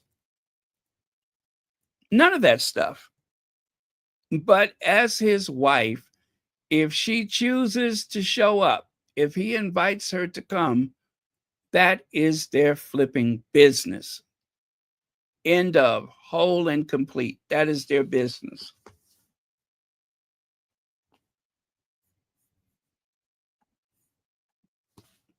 And take a look there on the left side. You know how I said sometimes I don't even know I have something until I'm looking for something else?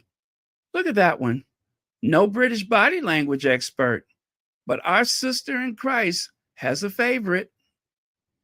Centabale co-founder, patron Prince Harry, Sentebale chair, Dr. Sophie Chinduka, and Sentebale ambassador, Nacho Figueres.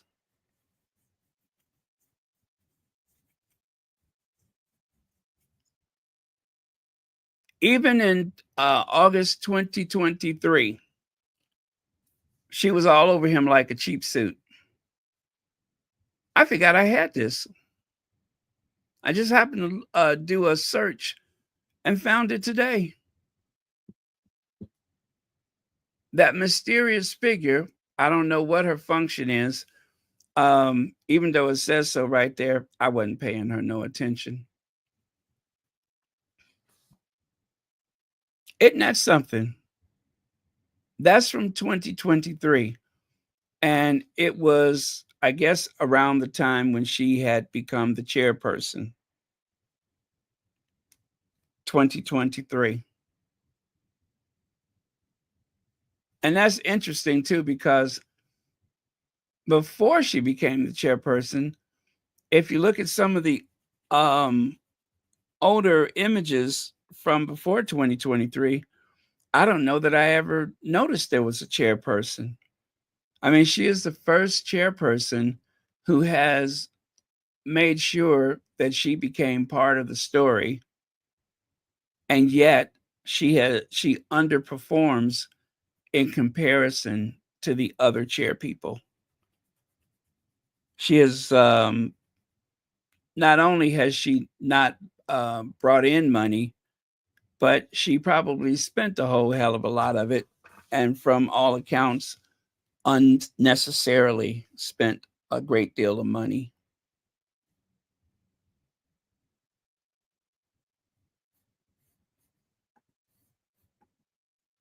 See there? Clinging to Harry.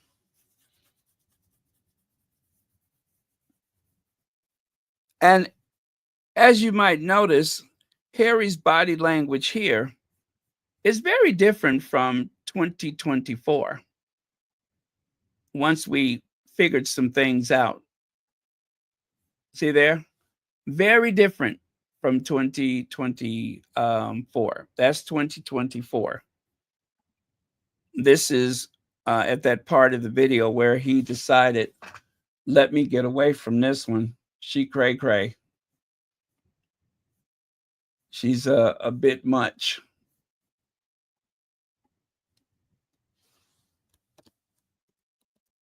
Something changed. Obviously, something changed. And while he was still cordial and pleasant with her, it just seemed like he had figured some things out. Like the charity is being hijacked.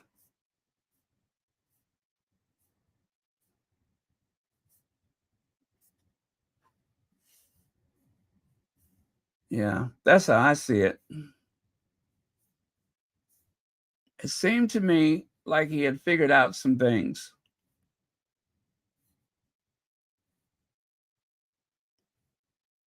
And then what? Not even 6 months later, he ended up stepping down as a founding patron. He had decided it was time to leave. So something happened.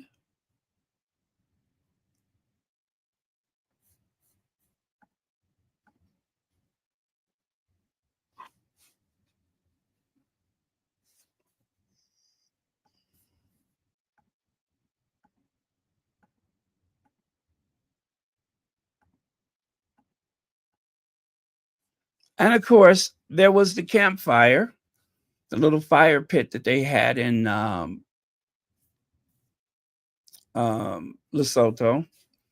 That's Prince Say So.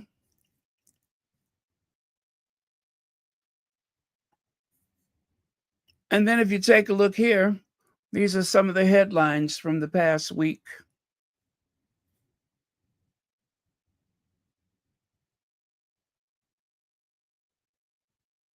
You know, my favorite is the one in the middle. The one in the middle is my favorite. I call that one Poke the Bear. I love saying that. You done poked the bear, girl. You done poked the bear. That's what you've done. You have poked the bear.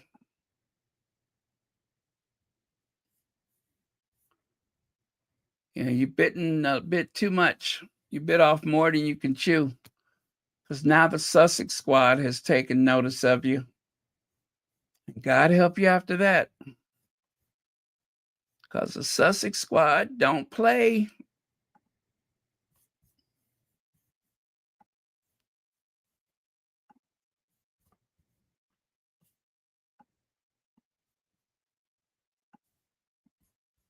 And I did say that earlier this week. I said that is going to be her downfall.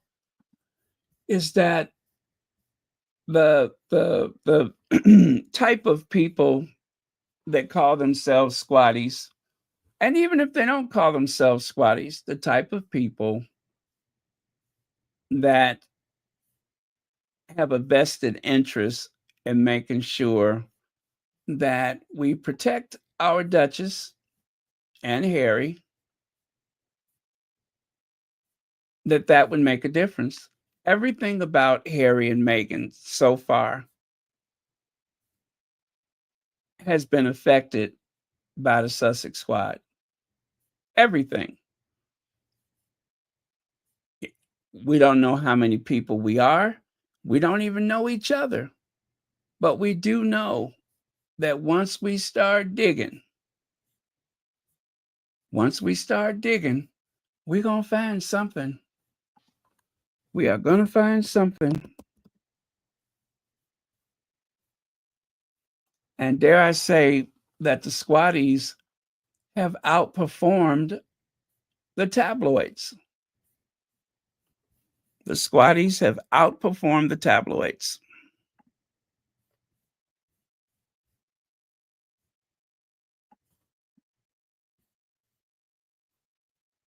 Okay, here we go.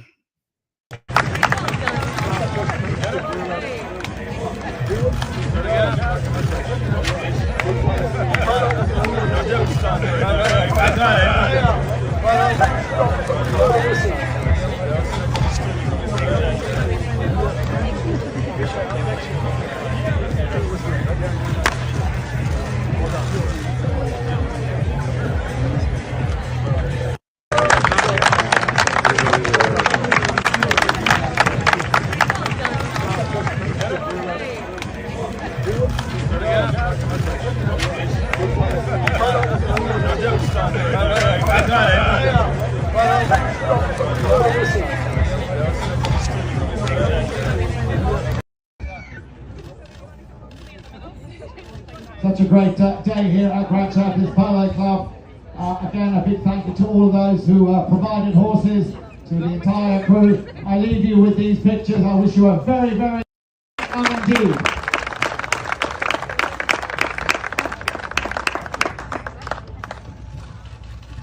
And a cracking goal he scored also in that penultimate big choker. At number 3, ladies and gentlemen, well, I could go on could go on. Putting it in this beautiful trophy. Ladies and gentlemen, once again, put your hands together for Sentebale, Royal Salute, Dana Barnes, the Duke of Sussex, Alberto Cambiasso, and Mr. Mountbatten-Windsor. And of course, a big thank We even had a chance to celebrate the wedding in Africa. We have an opportunity to meet the kids, and so a lot of us are really looking forward to the opportunity to do so when the time comes. We have Netflix here filming the match. How exciting is that for the charity?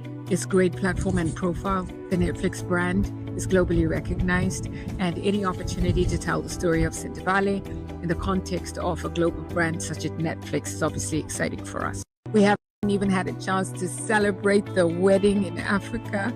We have an opportunity to meet the kids, and so a lot of us are really looking forward to the opportunity to do so when the time comes. We have Netflix here filming the match. How exciting is that for the charity? It's great platform and profile. The Netflix brand is globally recognized, and any opportunity to tell the story of Sentebale in the context of a global brand such as Netflix is obviously exciting for us. All right, girl, we hear you. I know you excited. Thinking about all that money Harry's gonna raise. You know, I went to Brighton. One of those days I had while I was in the UK. I was there from like the middle of April to the middle of June, and I did all kind of excursions and took trains and stuff. And literally, I woke up one day and I just prayed. I said, God, where do you want me to go today? And I just started walking over to the train station, and I looked up and I saw Brighton, and I'd heard of Brighton before. So I'm like, I guess I'm going to Brighton.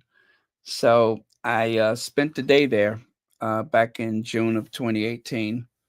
And I really like it. I really like it. I went to the Pavilion, that palace that was it George the Fifth that built, or George the Fourth, the Third? No, the Fourth. Whichever George it was, the one that was spending all that money. He built that very Oriental Asian looking palace by the seaside. So yeah, I went there and I walked over to the beach. I could not stand the beach though. The beach is made from, it's not sand, it's pebbles. It's pebbles.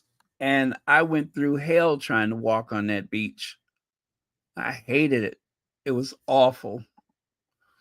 But aside from that, I enjoyed it. And of course, they have the pier where you can go, and they have all those little tourist traps and everything, but didn't matter to me. I enjoyed every moment of it. Yeah, that was really cool. And I think I had seen Brighton on Downton Abbey. It's like a little resort town for people who can't afford to leave the UK, at least back in the old days it was. Brighton Pier, that's what they call it. But yeah, I spent the day in Brighton, took some beautiful pictures. The weather was perfect. The weather was perfect.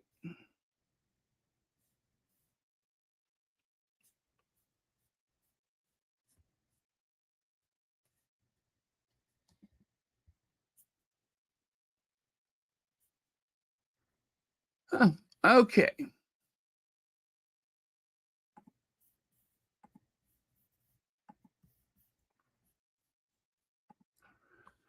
Why these thirsty women don't listen to Harry when he said that Meghan broke the mold for him. The man waited his whole life for her. Sophie, Kenzie, Angela, get a grip.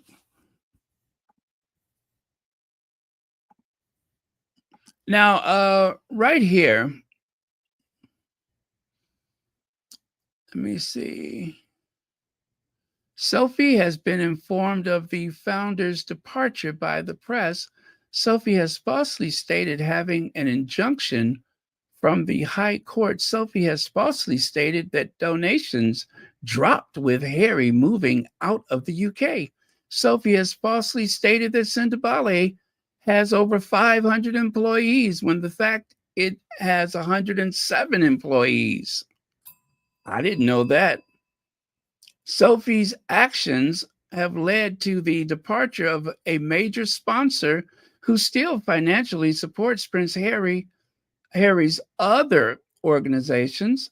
Sophie has wasted $500,000 of the charity on consultant fees with no results. Sophie has demanded a £300,000 salary, allegedly, meaning that 25% of the charity's annual budget, while she brought in no results. Sophie has refused to follow through a collegial decision of the 7 members of the board, which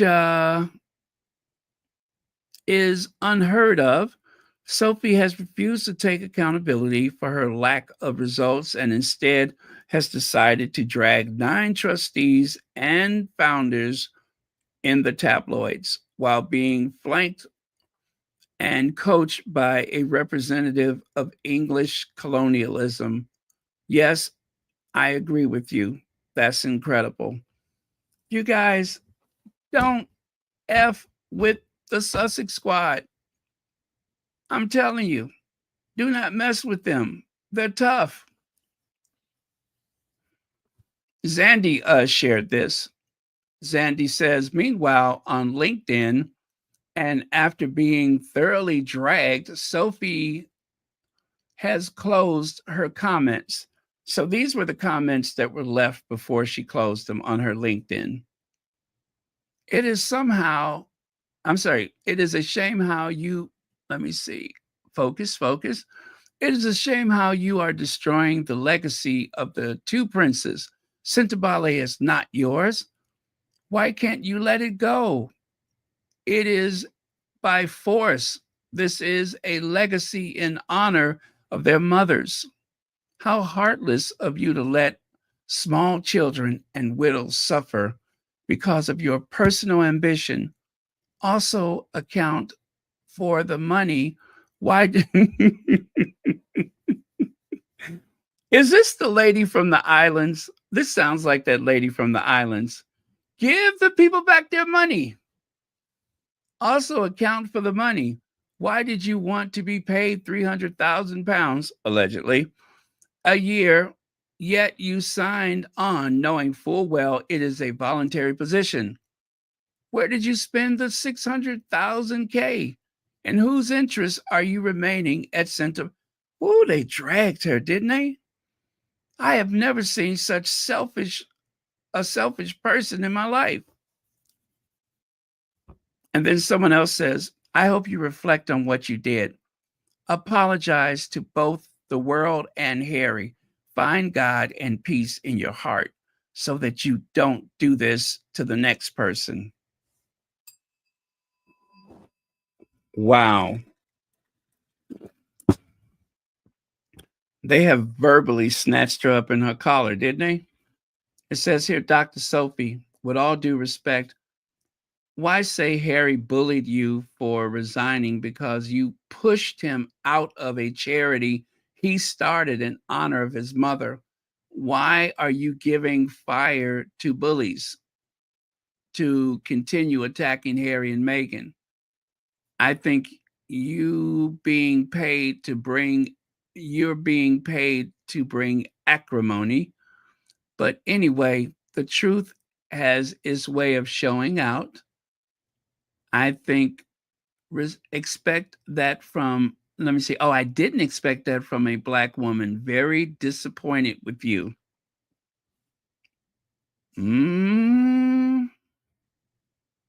Okay, here's another one. The way she singled out Prince Harry and never mentioned Prince Say-So, who also resigned and also withdrew his confidence from her governance, shows that her agenda is tabloid driven. And yes, that she and whoever is coaching her have ulterior motives for far removed from the well-being of Lesotho. Oh, it should be Lesotho's children. And then the last one, I hope she does not come and say that they are targeting a black woman when she ends up being referred to the Met Police and sued for defamation. I love this. Let me see. She will sort it out. She has what it takes. Oh, at least you got one fan. And here's another one. If she had what it takes, there would be a what is that? If she has what it takes, there wouldn't be a board of 7 persons plus 2 founders asking her to leave. Now that's a retort. If she had what it takes, she wouldn't be on TV spreading falsehoods about trustees to cover up her wrongdoings. To take accountability for one's failure is a virtue. She is seriously lacking and sadly the one needed for her to effectively sort it out. When 9 board members lose confidence in you and vote you out, you go. You go. You go, go, go. And then this person says, have you met her?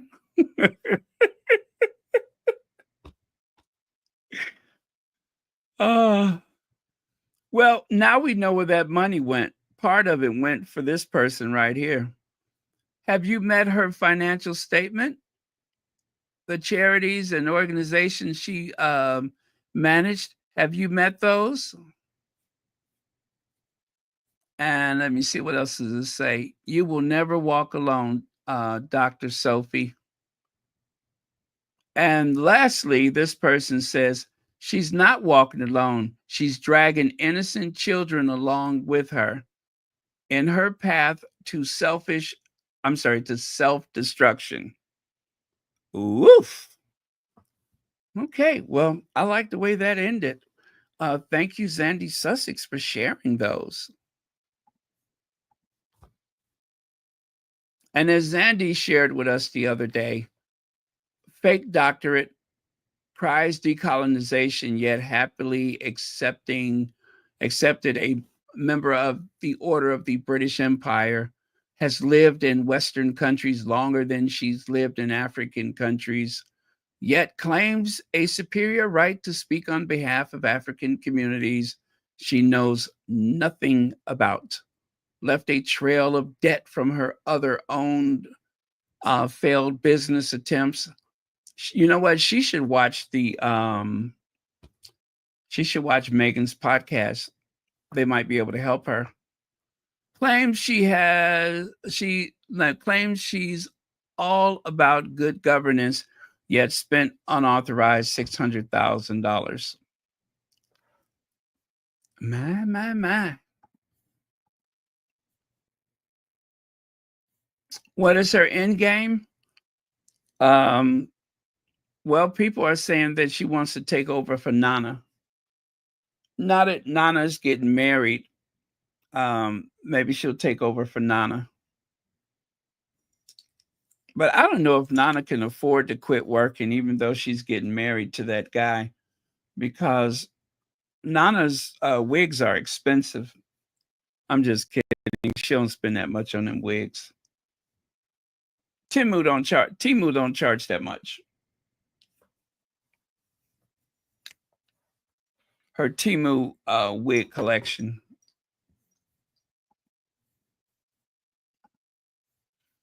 Okay, so I'm just about done, you guys. It is, gosh, I didn't know I was going to be on this long. Yeah, I think I'm done. I am done. This is what I ordered from Le Creuset. I figured I would order the cheapest thing that they had. So this is my $30 pinch bowl set. They're not very big, but they're good for dipping sauces, to measure out ingredients while you're cooking, and whatever else you need it for. So that is what I ordered. I'm excited. That way I can feel a part of it all. You know what I mean? I just want to be a part of it. It's going to help me feel closer to Meghan. I hope they give it a nice, box and everything, something exciting. But yeah, this way I can feel closer to our Duchess.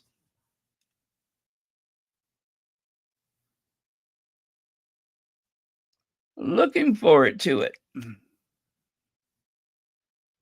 Oh, I hope I get it I doubt if it's going to come tomorrow. They said like 7 days, 7 to 10 days, I think.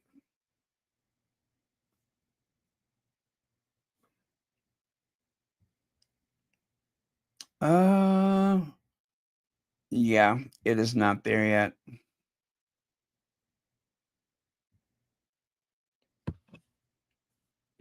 Oh, but it's going to be exciting.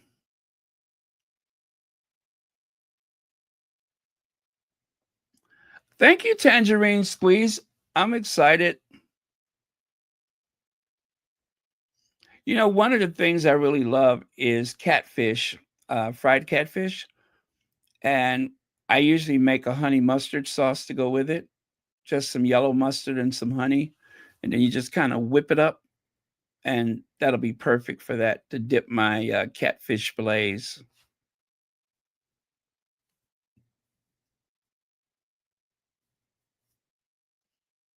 So thank you, everyone. Thank you for coming. I will see you all tomorrow. And as usual, I'm just going to hang out for a little while, look at some of the comments.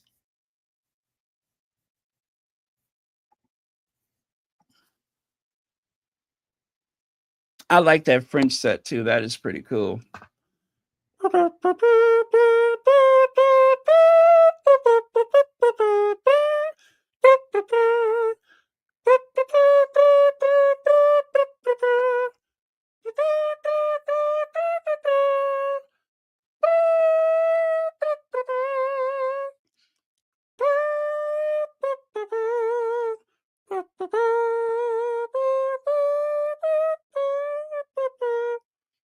Okay, I kind of forgot the tune. You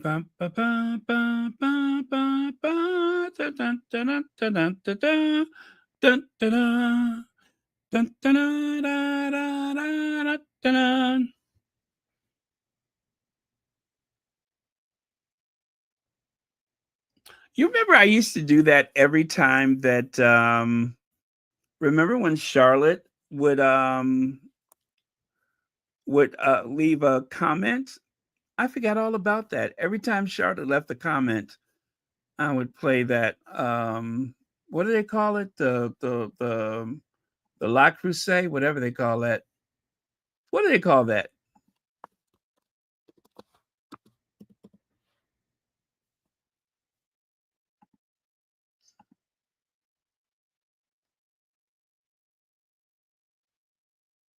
Oh gosh, I forgot. I forgot what they call it.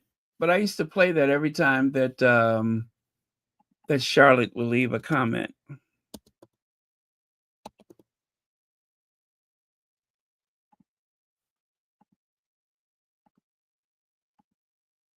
Is it the La Marcel? La Marchier?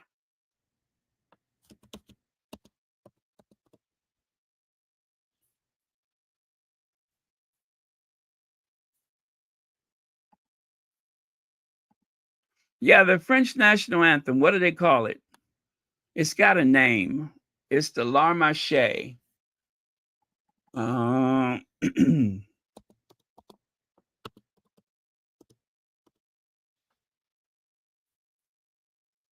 Oh gosh, I can't think of it. Dun, dun, dun, dun, dun. Okay. The French national anthem. Oh, La Marseillaise. La Marcel? La Marseille. La Marseille? How the hell you pronounce that? La Marseille. I think it's La Marseille.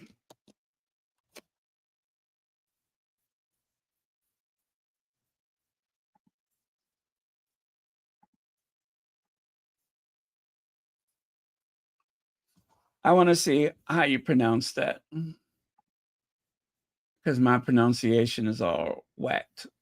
Okay. La Marseille. The Marseillaise. Le Marseillaise. Le Marseillaise. Le Marseillaise. Le Marseillaise. Le Marseillaise. Le Marseillaise. Le Marseillaise. Le Marseillaise. Yeah, that's how you say it.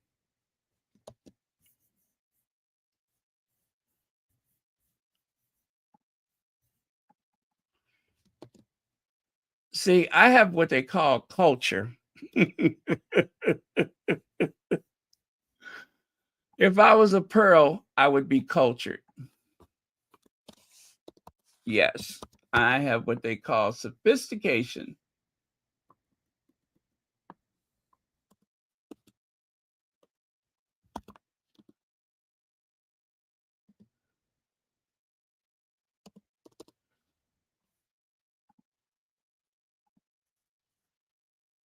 Yep. I don't want people to think I'm just from here and there. I have what you call sophistication.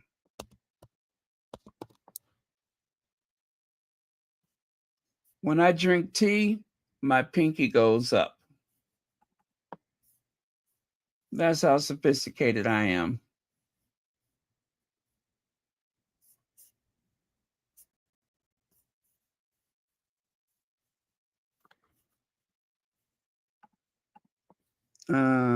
Oh, thank you, Paula girl.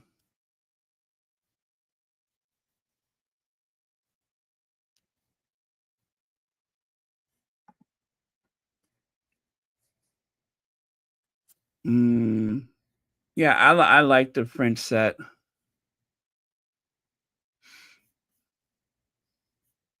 I always said if I won the lottery, I would buy myself one of those big, luxurious French apartments with those big French doors at the balcony and overlooking the avenue. Yeah, overlooking the rue to something.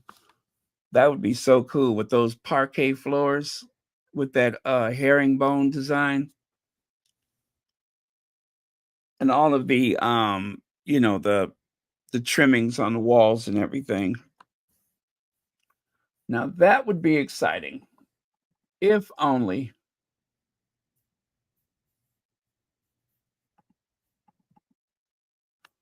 Oh, on your way out, you all, please make sure you hit the like button. Even if you didn't like it, just hit the didn't like button. La Marseille. La Marseille. La Marseillaise. La Marseillaise. La Marseillaise. It's like Illinois, except instead of La Marseillaise. Wait, one more time. Oh, the S is not silent. The L is silent.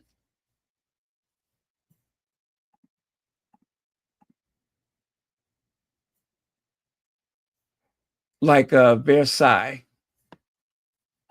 Versailles.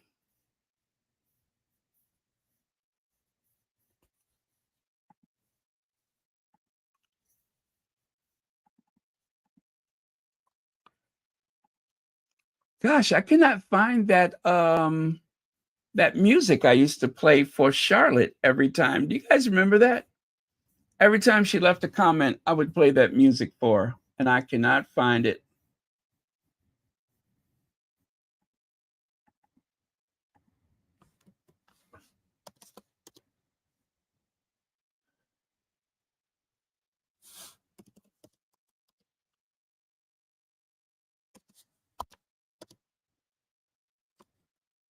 Oh, that is weird. I wonder what I did with it.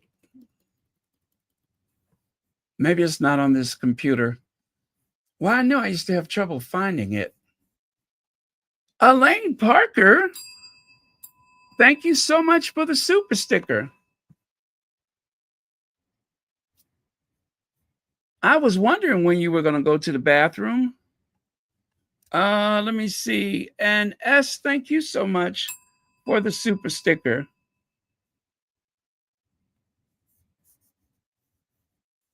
Okay, thank you very much.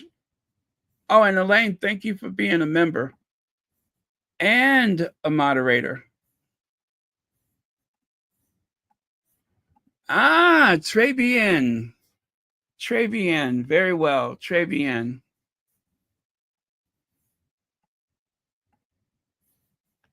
Très magnifique.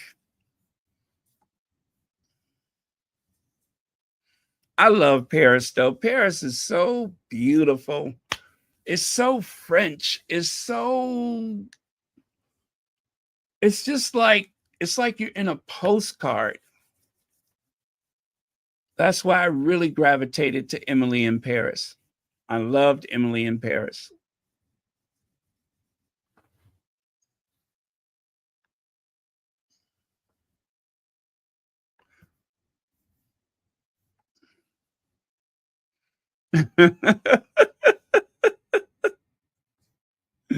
Well, that's one way to look at it. That's one way to look at it. Well, my affection for these Sussexes really stems from that trip in 2018 when I was able to see them at the Troop in the Colors and on the wedding day. And ever since then, I have defended them come what may.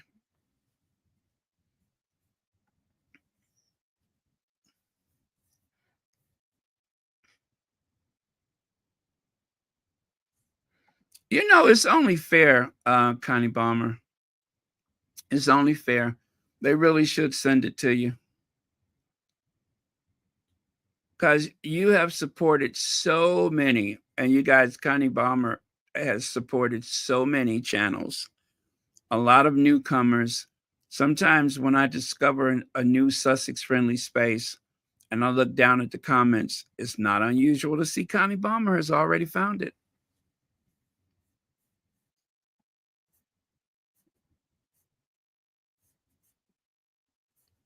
So, yes, you do deserve it.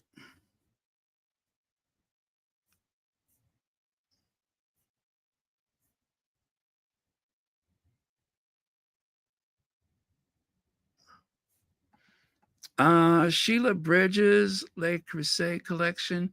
I wanted that picture so bad. Really, who is Sheila Bridges?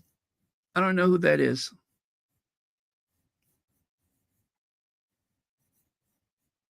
Is she a squatty? Don't know who that is.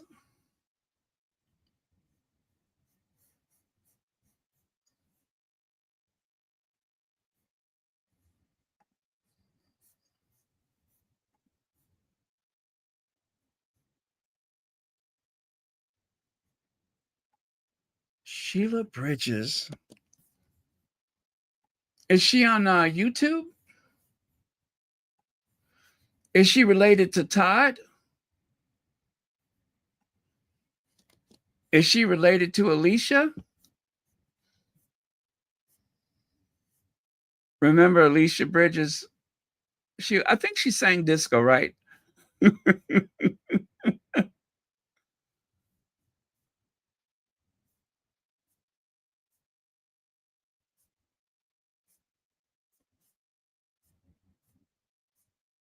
Le Creuset.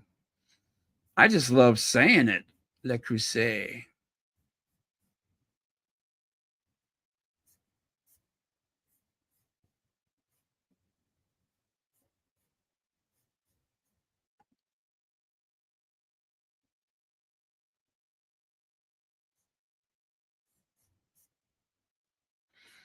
Well, I'll tell you what, accusing black women of not being able to afford their cookware has led to millions of dollars of sales for Le Creuset.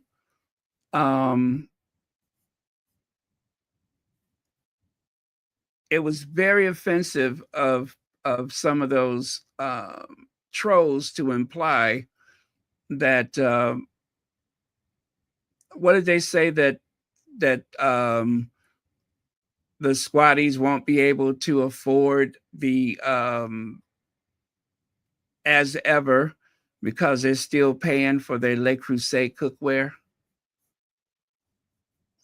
Do you guys know that there is about 43 million African Americans, 43 million Black Americans, and over about $1.5 trillion in the Black community? There are some nations that have more than 43 million people, and their GDP is not 43, that is $1.5 trillion. That is why Target is suffering right now. One of the things that gave Black people a lot of clout in the past was our spending power. That gave us a lot of clout in the past. And even in present times, because of that whole DEI stuff, you can see that a lot of corporations, well, somebody said, why Target? Why not any other company? Target had pledged to spend, I think it was $500 million or whatever it was. They had made some big lofty pledge before the election. They had pledged all this money to spend in development of Black products and all that stuff. And as soon as the Trump administration started threatening people with that the DEI stuff, all of a sudden the whole language of Target changed. The whole trajectory of the company seemed to change.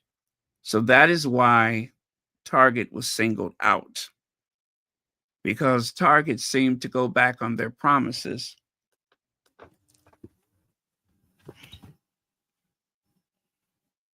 So if you're wondering why Target and not the other retailers, it's because Target had put themselves in that position. Target had attracted part of that $1.5 trillion a year in the Black community. And as soon as things started going bad, looking tough for them, they decided to throw in the towel and capitulate with the Trump administration. So, as they say, they were foolish and they were paid out for their folly. That's why Target.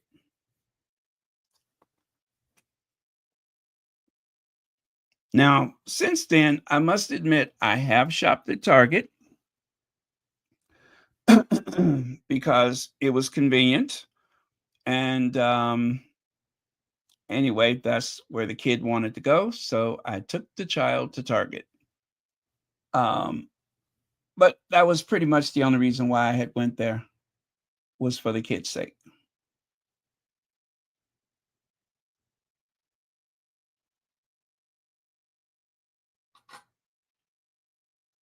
Let me see.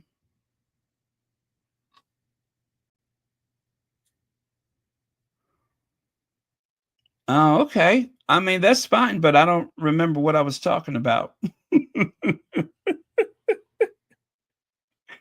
I don't remember what I was talking about. So Yeah, I'm okay with that, but I just don't remember what I was saying.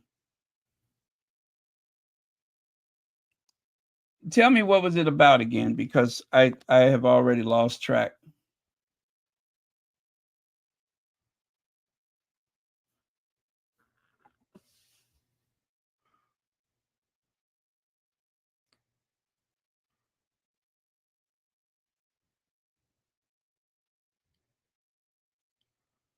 Uh, huh. Okay. Wow, interesting. Thank you, Yvonne Clark.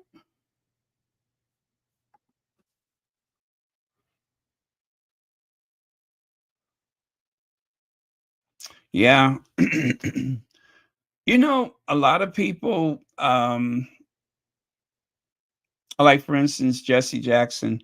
I remember growing up and they had all of those boycotts and stuff like that back in the 70s.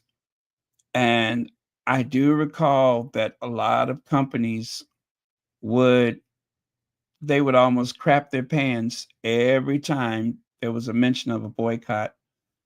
Nowadays, we don't boycott like we used to, but back in the old days, oh my God, I remember when it was boycott this, boycott that, and it's very effective. As a matter of fact, when it came to apartheid in South Africa, one of the ways that we leveraged change was because there was so many boycotts against American companies that refused to divest.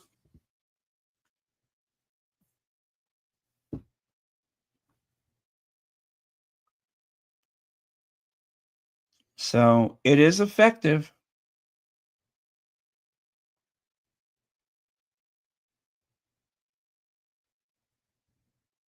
And that's why the Republicans wanted to destroy unions. They hate unions because that collective bargaining, they do not like that because unions gave working class people and poor people a louder voice than these multinational corporations.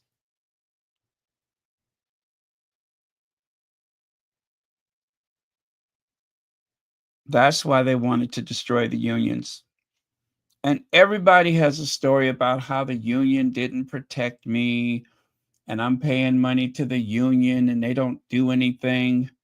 Well, the reason why is because thanks to Margaret Thatcher and Ronald Reagan, unions have lost so much political clout over the years. But there was a time when they were afraid of the unions. Unions, the economy would rise and fall based on whether there was a strike at GM.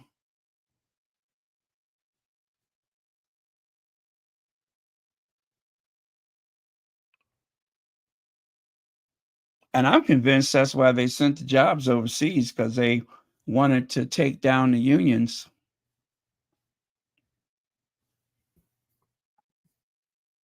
Assholes.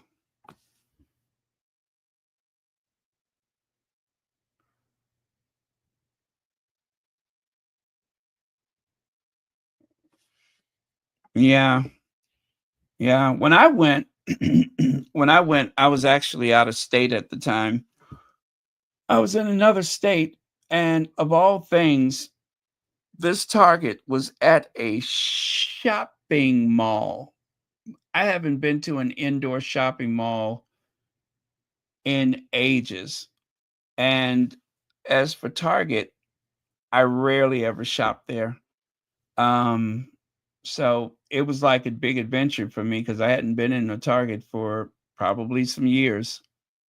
Okay, I take that back. I went to Target a couple of years ago when I bought a coffee maker. That was when I went to Target.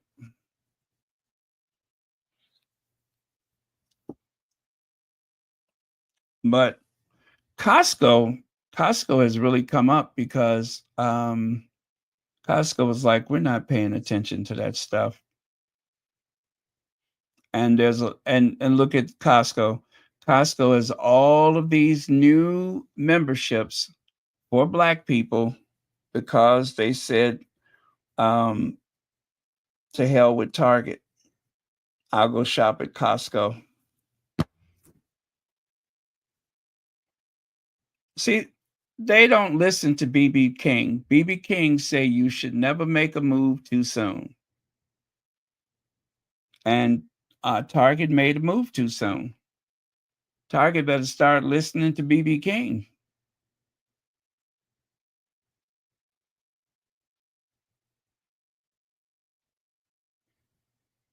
Yep.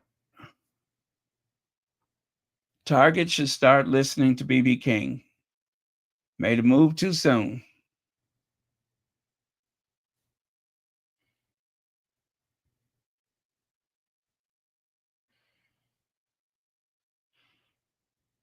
I love BB King. 3 weeks of snow.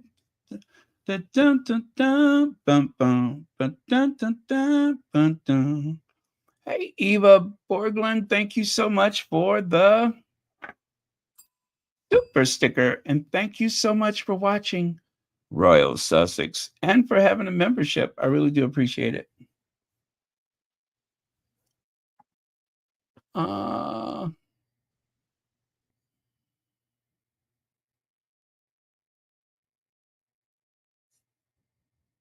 Stock. Oh, okay. I see you did an autocorrect error. Okay, got it. Really? Free healthcare at Costco? Free healthcare and $1.50 hot dogs. You gotta love Costco. Free healthcare and $1.50 hot dogs.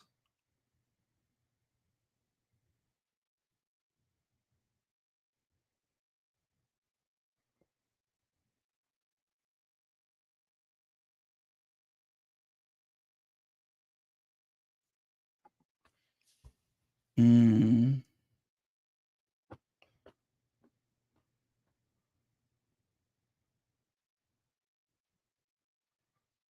Yeah,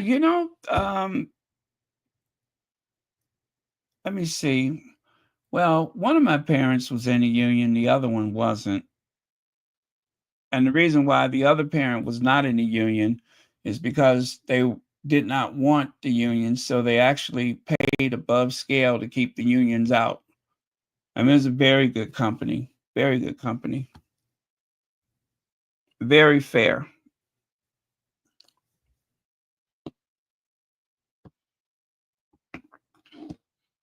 But yeah, okay. Now, this guy was saying that 1973, since 1973, the US has been in a state of decline since 1973. Now, how he came up with that figure, he did explain, well, that date, that year. But life was not so terrible under Richard Nixon. I think Richard Nixon was very underrated as a president. I think he was pretty fair.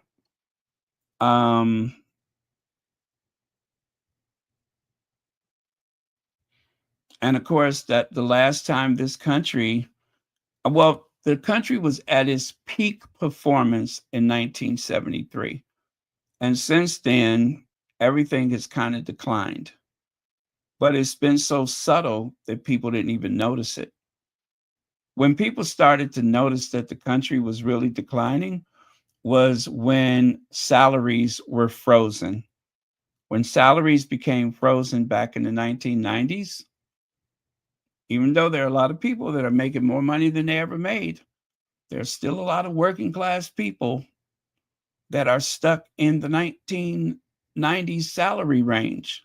Rent has gone up, food, automobiles, everything has gone up except for the salaries. And that is true.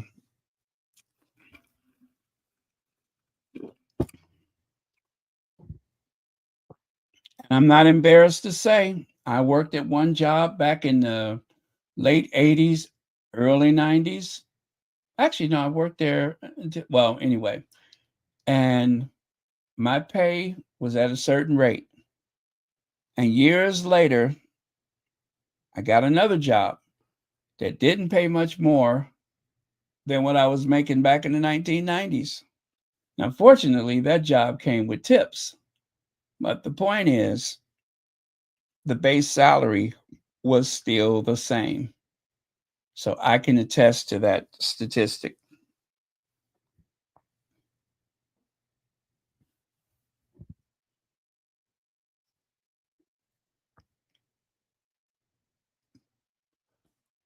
What's that, Baron? Those white bowls were the bowls Meghan and Martin were eating in.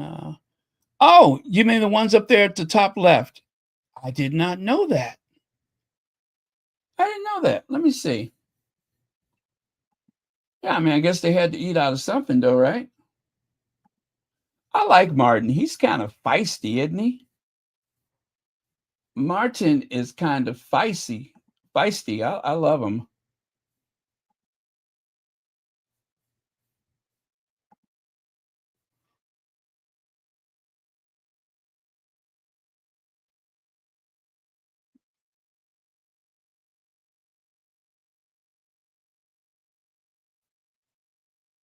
I don't know if you guys can hear the Netflix in the background. Uh,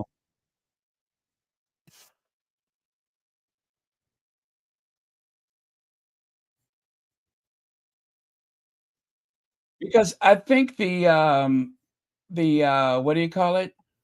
I think the filter or the software blocks the sound that I play from my computer, so I don't think you guys can hear that. At least I don't think so.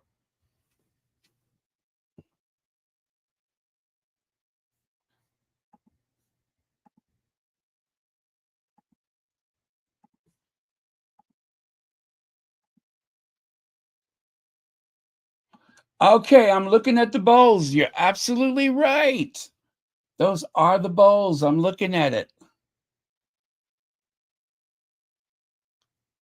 I like those. It's like they have 3 corners to them, right? Or 3 curves. At least that's what it looks like from here.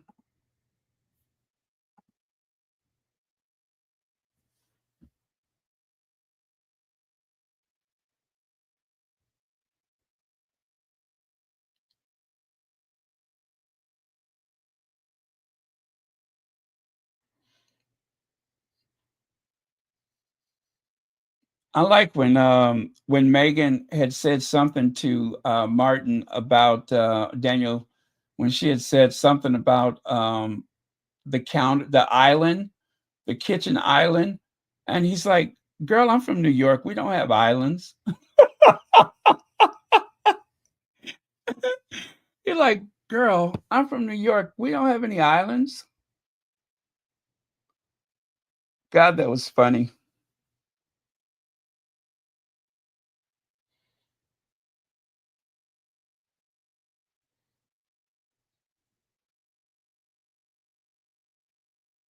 Plus, Daniel took one for the team. He literally was wounded in action. Okay, Daniel took one for the team. He was actually wounded in action whilst filming the With Love Meghan. So you can never question his loyalty. And because of Daniel Martin, I have picked up a habit of eating those peanut butter pretzels. They were not on my radar. I mean, I knew I liked them, but I hadn't had any for years. But I was checking out at the supermarket and I saw some. I was at Trader Joe's, and I saw them, and I'm just like, you know what? Because of Meghan, I am going to buy some peanut butter pretzels. Yep. Yes, those are the exact ones in the blue and white bag. Those are from Trader Joe's.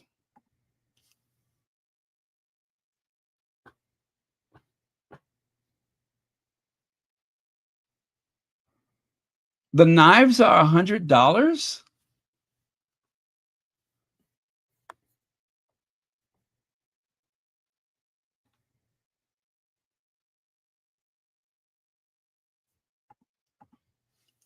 The Marcel color? What color is Marcel? Marcel Le Creuset.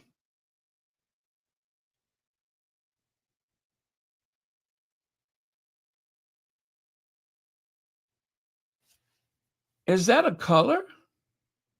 Let me see.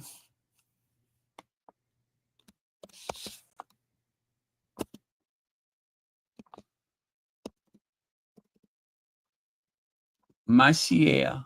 How do you say it, Marcel? Marseille?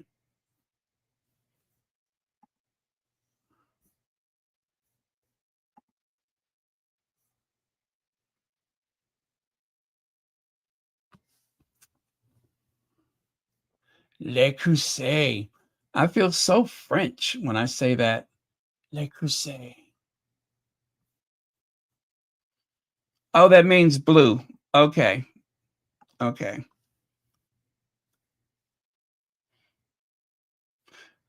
Connie Balmer, you speak French, right?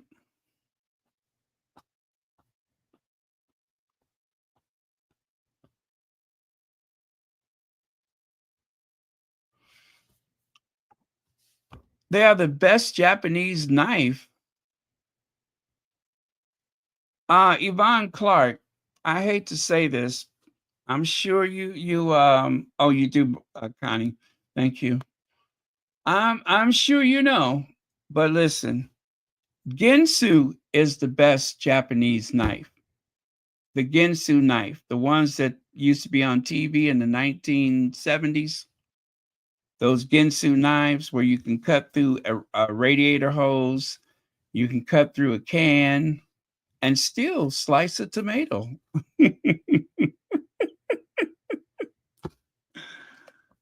Oh, you can speak French and Italian.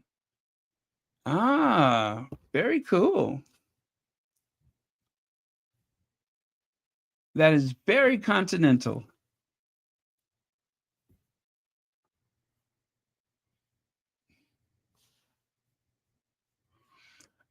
Now listen, Yvonne Clark, you know Ginsu knives are very, very durable. They will last forever. I have the Ginsu steak knives. I have 4 of them.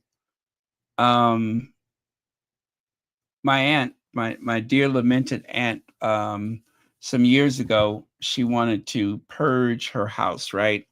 And so we were just like separating stuff to donate, separating stuff to to keep, and stuff to go into the garbage. And she gave me some Ginsu knives, and that is my go-to knife in terms of like a steak knife. I love those Ginsus. They will last forever.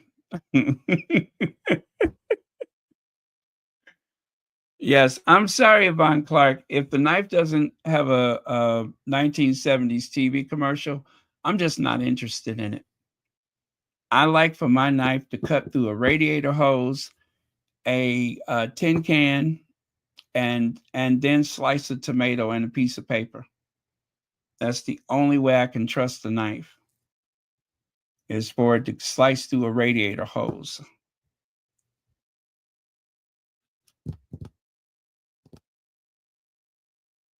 Yvonne, do you remember the Popio pocket fisherman? Does anybody remember the Popio pocket fisherman from Ron Popia, as seen on television? You can get it for 3 easy payments, 4 easy payments. Am I really showing my age now? The Popio pocket fisherman?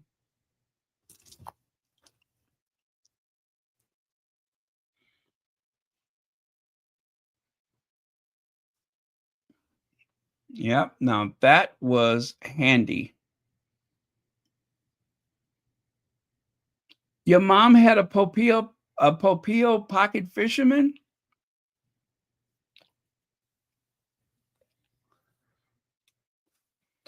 Of course, if you really wanted to put that in your pocket, you'd have to be wearing some old bib overalls or something because and then, of course, on the commercial, they show where people would have the, Popeo pocket fisherman in the glove compartment. You can, put it in a picnic basket. You can put it in the glove compartment of your car so that you're always ready to go fishing.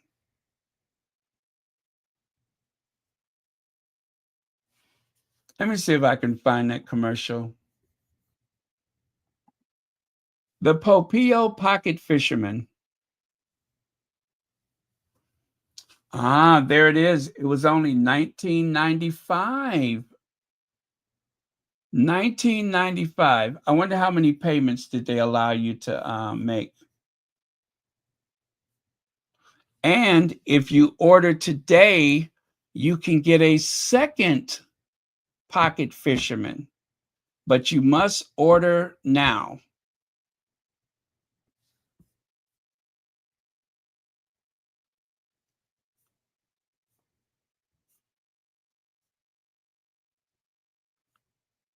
Oh my God, not the Mr. Microphone. I forgot all about Mr. Microphone. Now see, once you look at one of these old commercials, they all start popping up. Ron Popeil was a genius.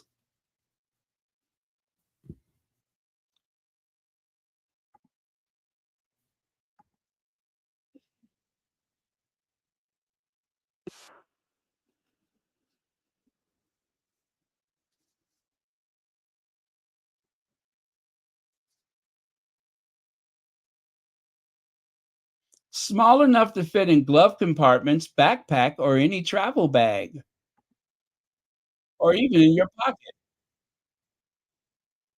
And the handle was its own mini tackle box.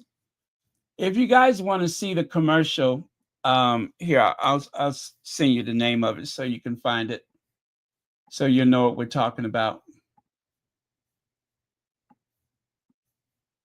Ron Popeil. That's a weird name, isn't it? Ron Popeil.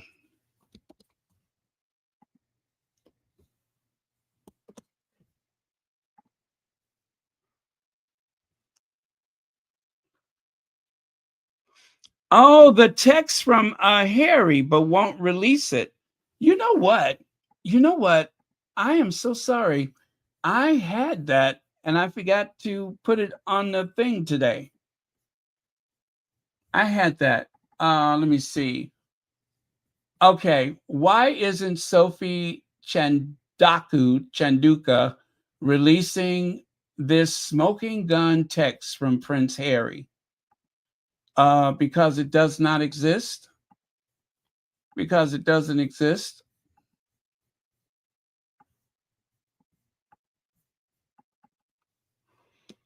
And if anything, if there is a text message of any sort, or not text message, email, I'm pretty sure it's not about explaining herself with Meghan. It's about explaining what happened to $600,000. That's probably what it would be about.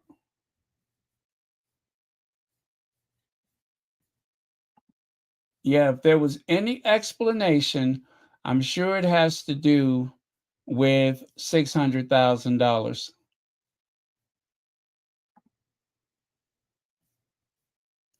Okay, it says here, we familiarized ourselves with Sophie Chandaka, okay, Dr. Sophie, I'll just say Sophie, in the past week, as she completed her hostile takeover of Sentebale.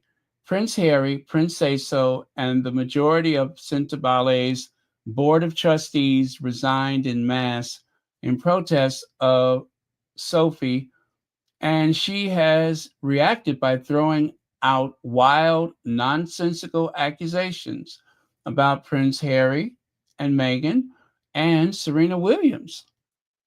There's been so much focus on the polo match in Florida 1 year ago and what Meghan did and how Sophie was pissed that Meghan came to her husband's polo match, and how dare Meghan bring Serena Williams too, while apparently Prince Harry emailed Sophie after the polo match and asked her to speak out publicly, dispute some of the ridiculous things the British tabloids were saying. Sophie refused, but she kept the email. She's been telling everyone about how this email is her smoking gun, that Harry's words and tone were imperious and unpleasant, and that Harry should be very afraid of this email will come out. The fact that she hasn't released the email tells me that she's either lying about it completely, or his tone was more open to interpretation than she wants to admit. In any case, sources are now shifting the story around for the Daily Mail.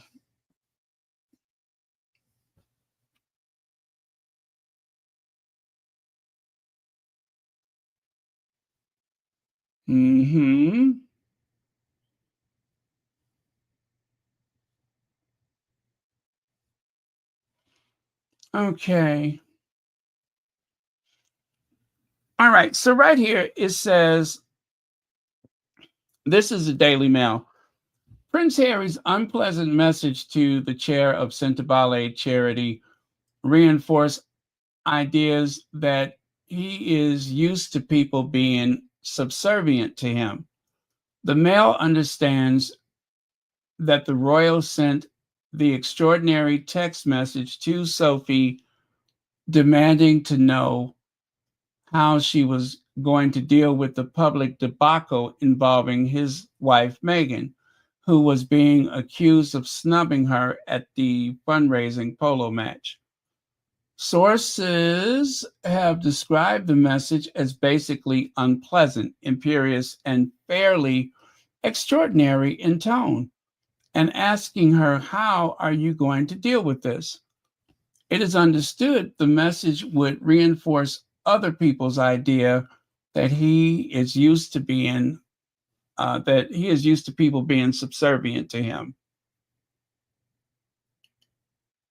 So it does not say that anyone from the Daily Mail has actually seen the email. I mean, she can have them look at it and sign something saying that they won't print it, right? She can share that email. And as a lawyer, she knows how to do that, where they won't print it unless she gives them permission. And until she does that, then how do we know that the email even exists? Sources have described. Who are the sources? Who are the sources that describe the email?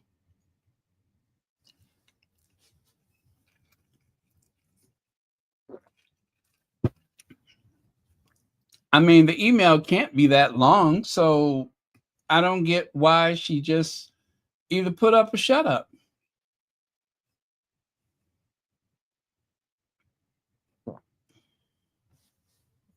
And that is from the Daily Mail.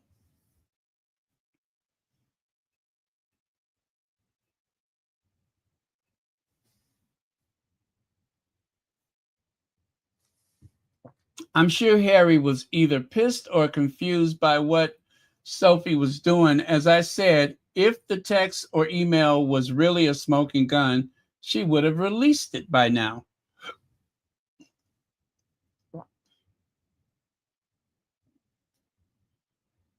The message would reinforce other people's idea that he is used to people being subservient to him. I'd just like to point out that this was a huge part of the drama with Meghan and her brief time around those salty people. They didn't like that she was their boss, and she assigned tasks and asked them to do their jobs. This is the kind of thing which would have been said about Meghan as a slam, and she's used to people being subservient to her. In Sophie's case, I suspect that she is once again making a mountain out of a molehill. I have no doubt there is some kind of written digital communication. Funny that it's now changed into a text, though. So instead of an email, now it's a text message. I am sure Harry was either pissed or confused by what Sophie was doing. As I said, if the text or email was really a smoking gun, she would have released it by now.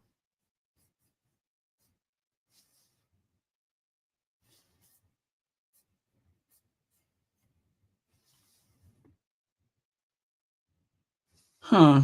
Okay.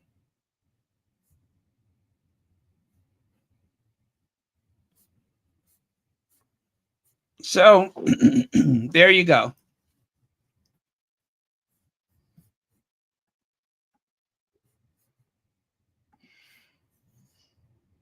I cry BS.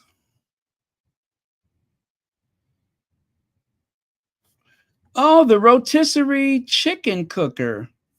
I don't remember that. The rotisserie chicken cooker. Let me see. The rotisserie chicken cooker. Okay. Ron Popeil rotisserie chicken cooker.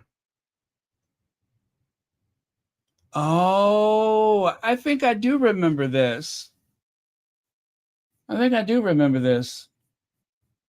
But is that Ron Popeil? Oh, no, this is Ronco. I'm looking for...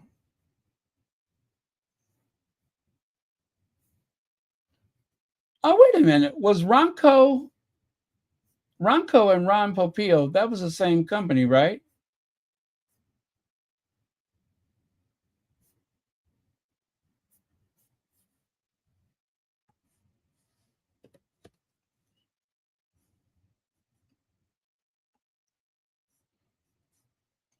Oh, he died in 2021, age 86.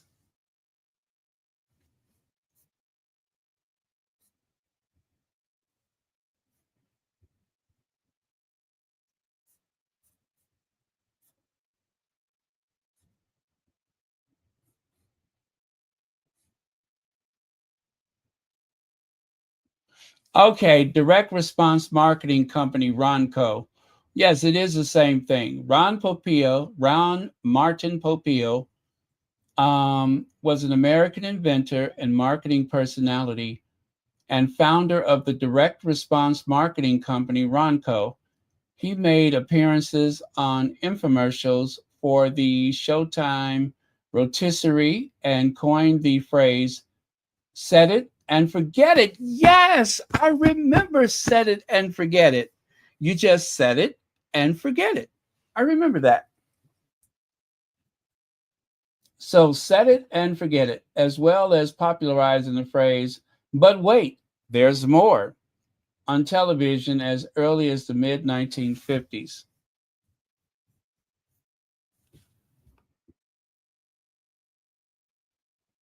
Ron was born to a Jewish family in Manhattan in 1935, the son of Julia Swartz and Samuel Popeil.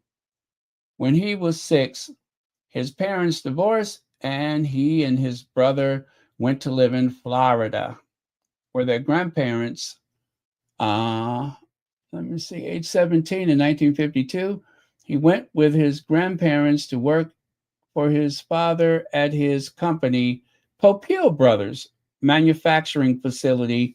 Guess where? In Chicago. His grandparents returned to Florida, and Popeil remained with his father. Oh, wow. So he went to the University of Illinois, Champaign-Urbana. Oh, so he was more than just a showman. He actually had a good education. Oh, the Vegematic. Do you remember the Vegematic? Ron Popeil continued to work and learn from his father, who was also an inventor and salesman of numerous kitchen-related gadgets, such as the Chop-O-Matic and the Veg-O-Matic. The Chop-O-Matic retailed for just $3.98 and sold over 2 million units. The inventor of the Chop-O-Matic caused a problem that marked the entrance of Ron Popeil into television.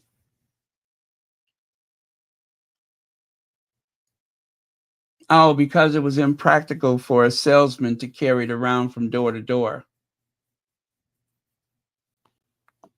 So that's why they ended up on television.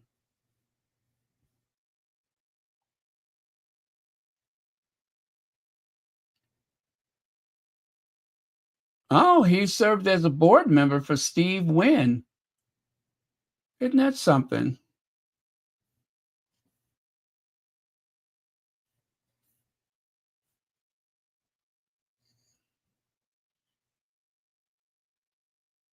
Well. But that's not all you'll get. But wait, that's not all you'll get. Yes, the Ron Popeil founded Ronco in 1964. That's right. Well. Isn't that interesting? And he died in July of 2021.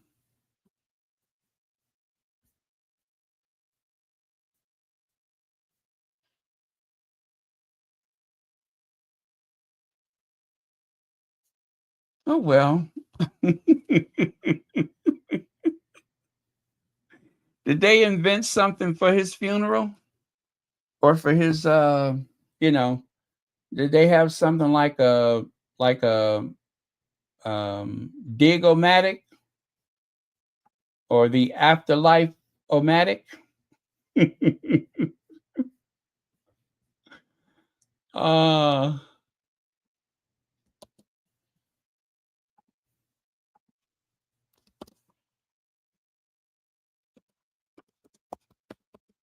Popeil, Ron Popeil. Well, that was interesting.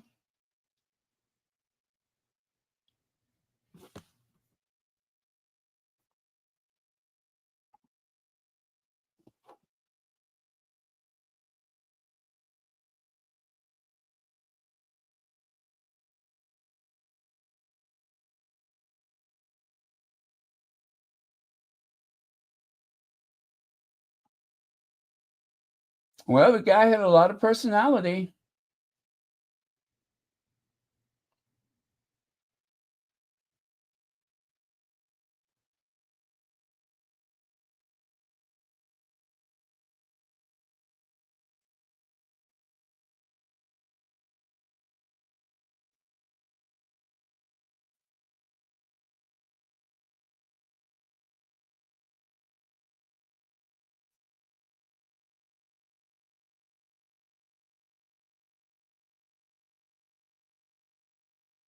Wow. In August of 2005, he sold his company Ronco to Phytech, a Denver holding company, for 55 million, with plans to continue serving as a spokesman and inventor while being able to spend more time with his family. Well, that was smart. I mean, he lived what, another 16 years? So he was in his 70s when he sold the company. Maybe he just turned 70. That was smart. Still had some life left to live.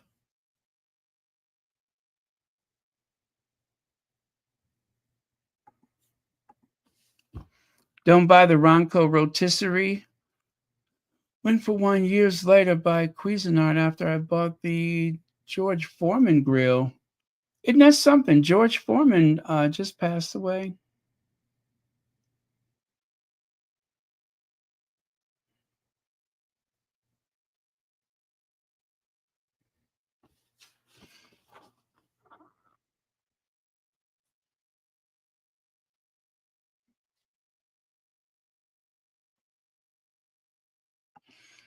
Oh, you're talking about Sophie. I'm so disappointed with Sophie. I really am. I'm just so disappointed. Whatever happened, and I mean this with all sincerity, whatever happened, um, one of the things that we have to remember is that there were no complaints about Meghan ever in her life until she married into that family. And as far as Harry's professional career is concerned, his philanthropic endeavors, there's never been a complaint until Sophie. So in both instances, um, it seems as though individuals or an individual um, did a lot of manipulating of the circumstances so that they could discredit Harry and then, of course, in the other case, Meghan, to discredit them. And I think it's a good demonstration of how powerful they are in their roles and in their position that, um, when you get to a certain level in life, that's when people um, come after you. When you're being very successful, when you are secure in your own self, in your own skin, that's when people come after you.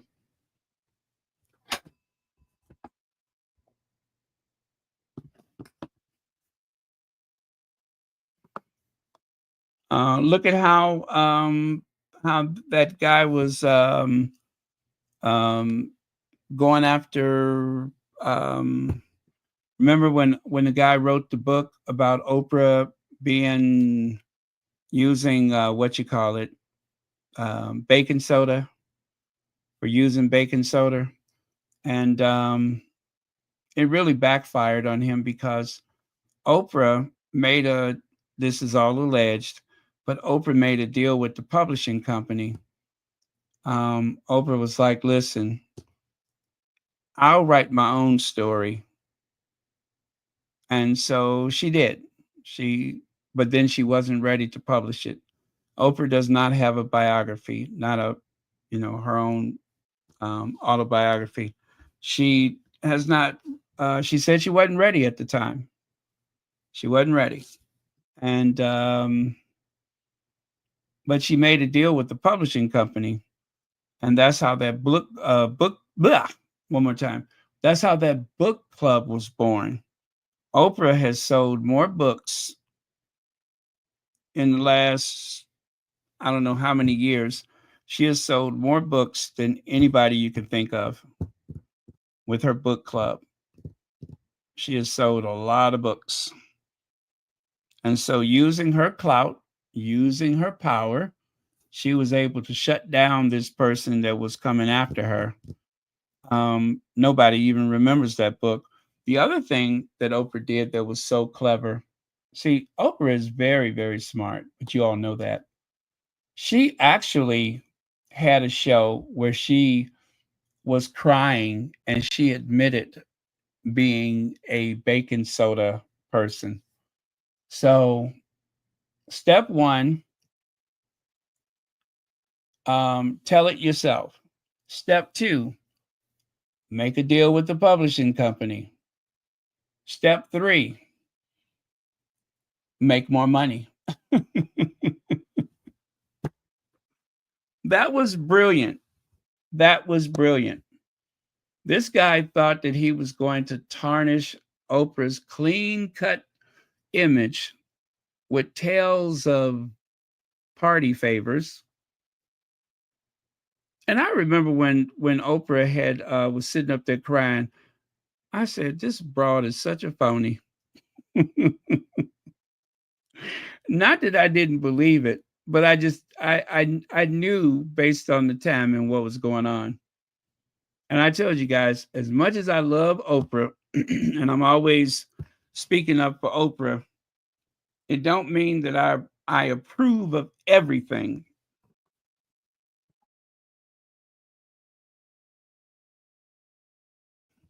It does not mean that I'm carrying her water. I'm just saying that I respect the fact that someone who doesn't seem like they would ever make it big on television literally became the biggest thing on television.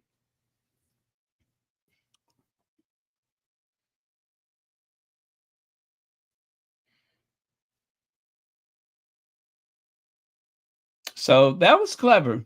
She told the story herself, sitting up there crying, talking about, um, well, and I was so ashamed. And I was like, girl, if you don't sit down somewhere.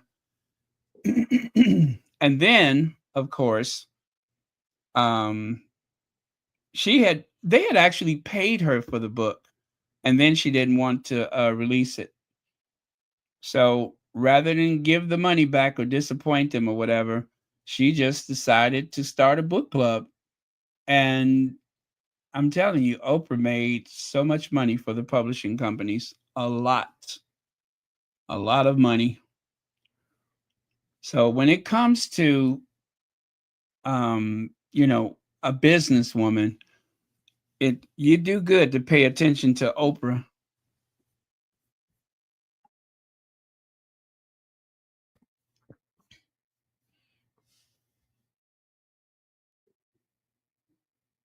Let me see here.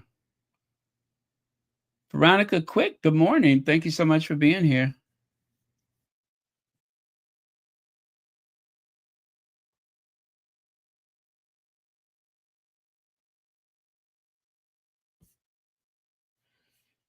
Da, da, da.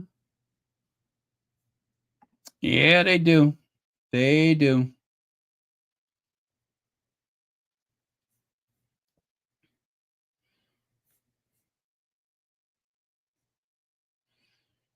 Classic infomercial legend.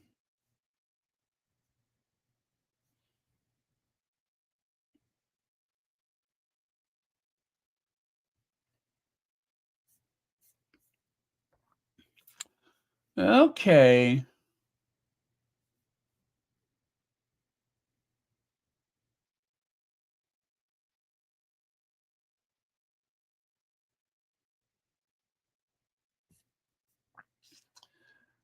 Ron Popeil.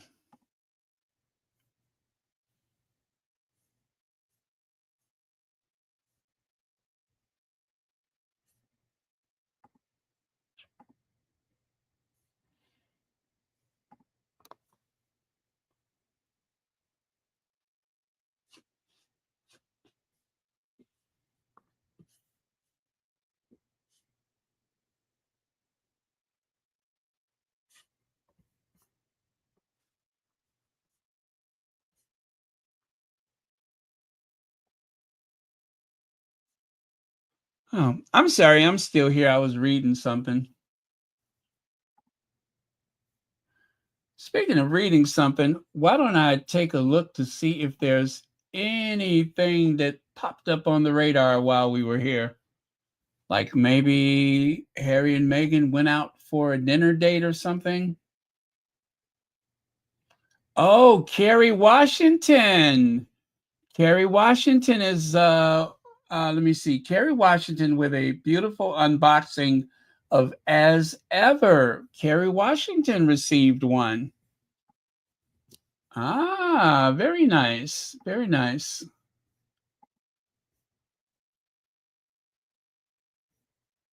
Chef Tara Thomas got her As Ever. Okay.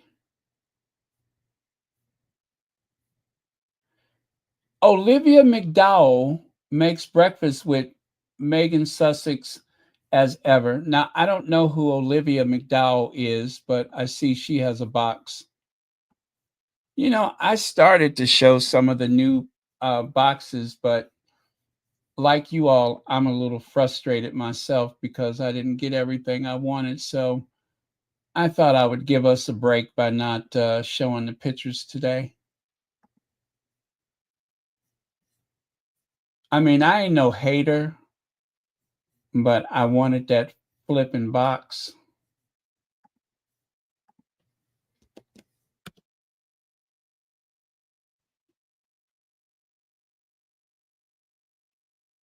Oh, she's pretty. Let me see now. Who is she? What does she do? New York City. Is she an actress or something?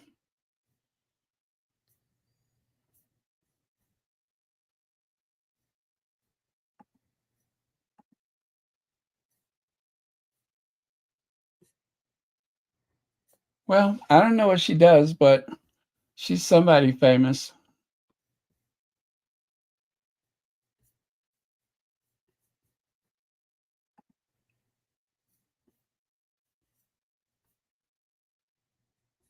Is she like an influencer?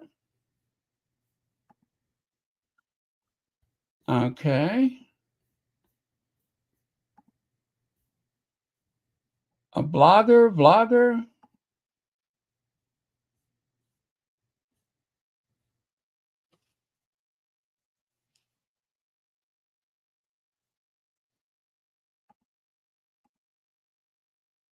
Oh, I got 3 hours, 37 minutes now. Yeah, I think I've been on for 3 hours, right? Or has it been longer?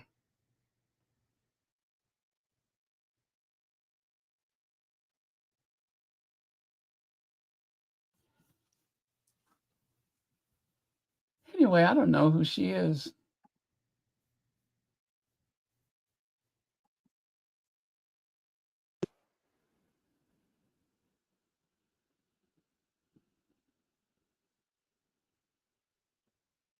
Oh, she's opening up her jam. Okay. All right, Olivia. I see you.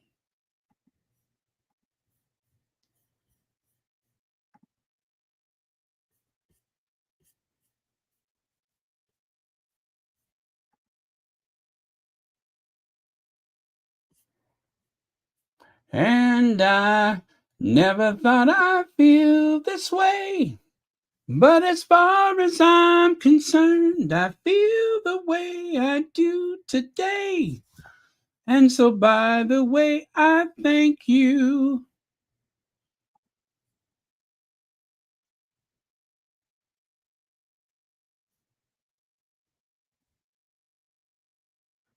Oh, God, not those two.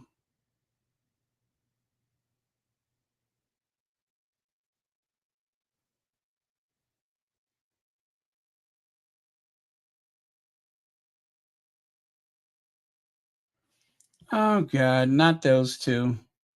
All right. I thought it might be interesting, but it's not.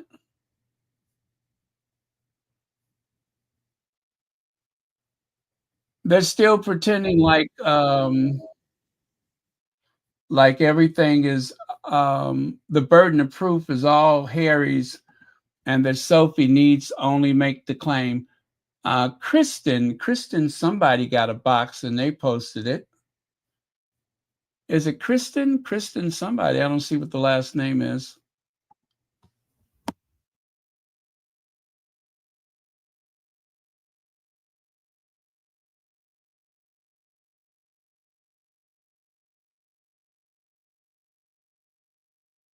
Okay. Well, you guys, there's a lot of people getting these boxes.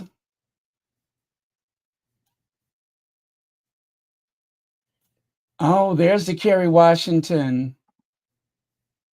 Say, do you guys want to see it? I can share this. Or you can just go on Instagram if you like.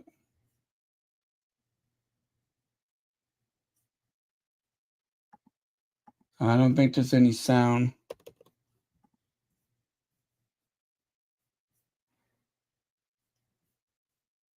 Oh, okay. Well, give me a second.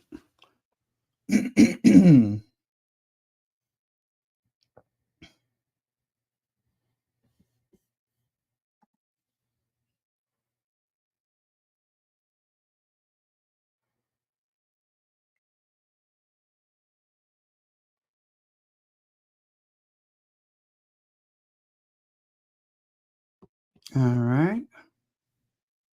I still don't know who Kristen is.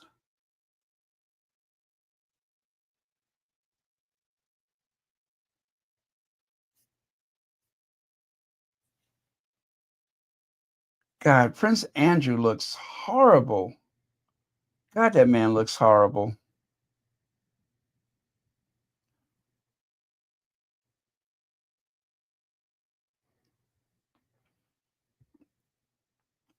That's what friends are for. Keep smiling, keep shining. I'll be on your side forevermore. Oh, that's what friends are for.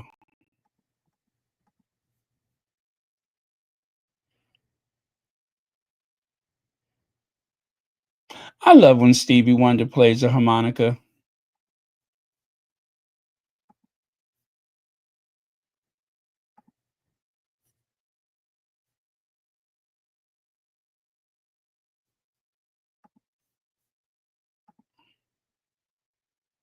Okay, Kerry Washington. Wow, this box is beautiful.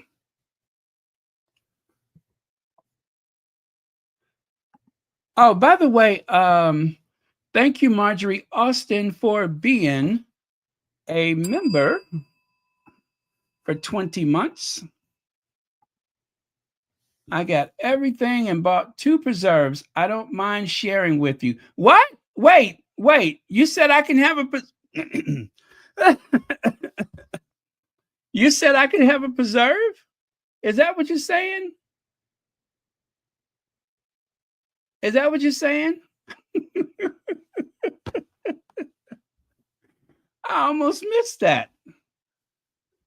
I mean, okay, I'll tell you this. I have the crepes and I have the cookies. I don't really care about anything else but the preserves and the sprinkles. But the cookies comes with sprinkles, so I think I'm okay with that one. But I would love the preserve. So let me find the mailing address just in case you need it. Let me find that for you. Just in case you, oh, isn't that conveniently right there? Ah, just in case you need it. That is the business address. What is it? 1440 West Taylor Street. Hashtag 523. Chicago, Illinois, 60607. So yeah, that's that.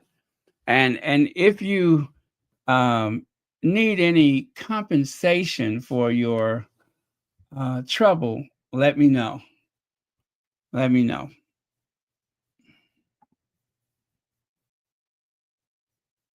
Oh, that'd be so exciting. That opens up a whole world of possibilities.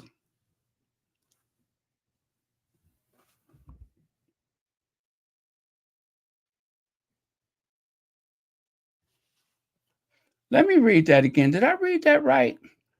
I got everything and bought 2 preserves.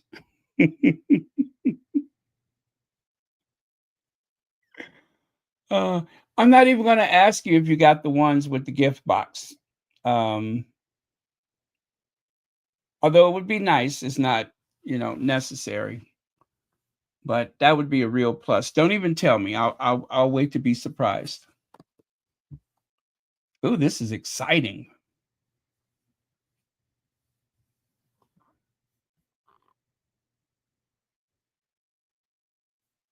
Oh, okay. Oh, thank you.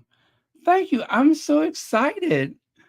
I'm sitting here blushing and smiling.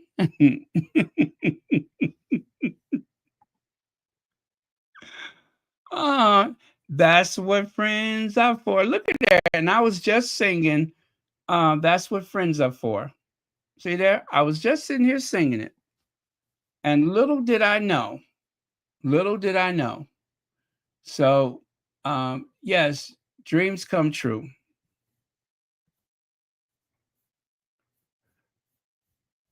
Fairy tales will come true. It can happen to you. Sorry about that. If you are young at heart, for as rich as you are, it's much better by far to be young at heart. You know what, Marjorie? This deserves celebration. This really does deserve celebration. So, of course, we're going to have some salsa. Where is it? Or should I wait until I get it?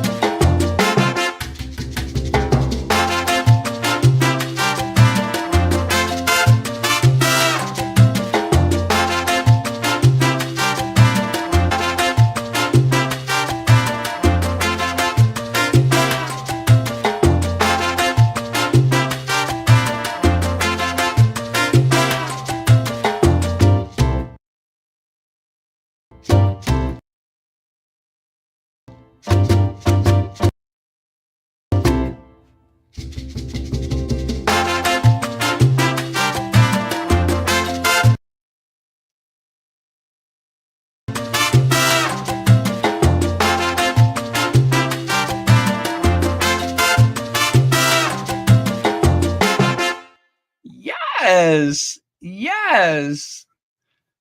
I'm so happy. If I'm going to smile this much, I really should go put my partial plate in.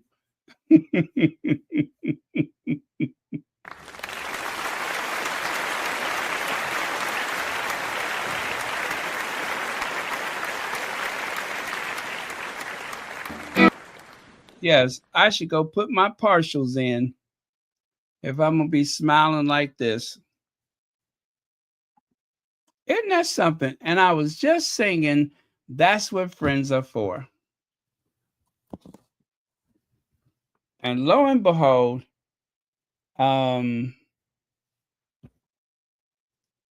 enters Marjorie Austin. I tell you, you just don't know what's going to happen.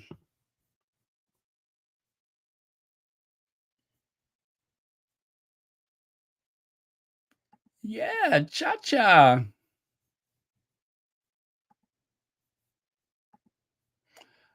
Okay. Well, it is going on 4 hours, you all. And I was saying we should have a marathon, and I'm practically there already. But I think a marathon is more like 6 to 8 hours. And then, of course, it becomes members only. That's more like a marathon.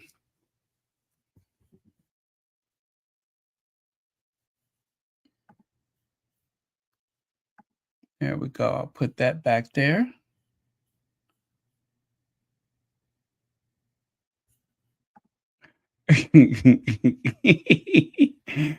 Okay. I'm so happy. But if y'all listening over in Montecito, it doesn't mean that I don't want that box. I still want that box. I gotta have that box. I don't think that box is going to be sold though. The box is probably just for press. Oh, you know what? So I'm going to stay on for like another 10 minutes. Let me see who else has received their boxes. I mean, since we're here, we may as well take a look, right? See who else got a box.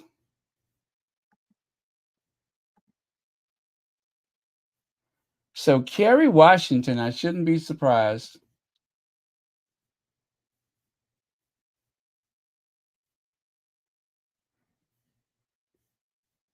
And Chef Tara Thomas, I don't know who that is, but Chef Tara Thomas has received one. Chef Tara Thomas.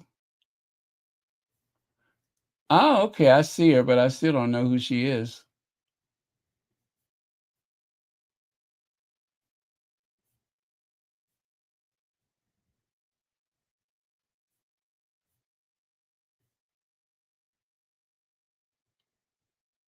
Oh, it looks like she has a restaurant, huh?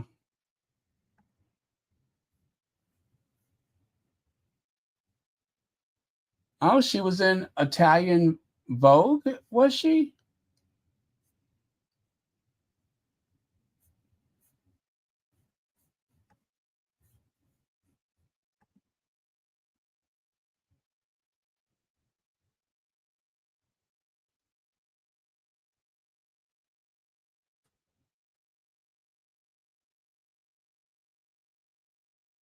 Oh, I see it right here. Okay, she has her gift box. Ain't finna argue with nobody whose glasses turn into shades. Chill out, Blade. That's some other thing she posted. Okay. I don't know where she's from or anything about her. But yeah, she received the box. I wonder where she's from or where she lives. Oh, it looks like she's in New York City.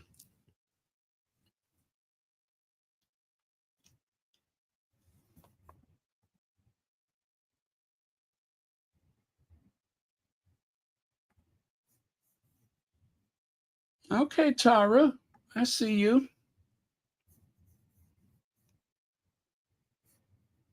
Vaughn, thank you for the super chat there. And if you keep talking until Sunday, you'll break Cory Booker's record. I don't want to break his record. I don't want to break his record.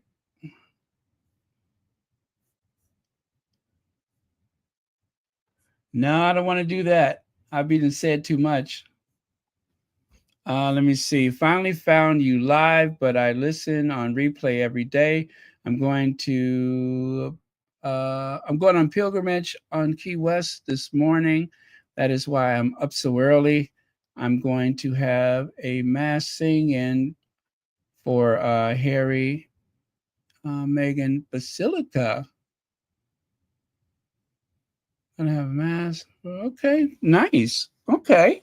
Well, I'm glad you caught me. I'm really glad you caught me.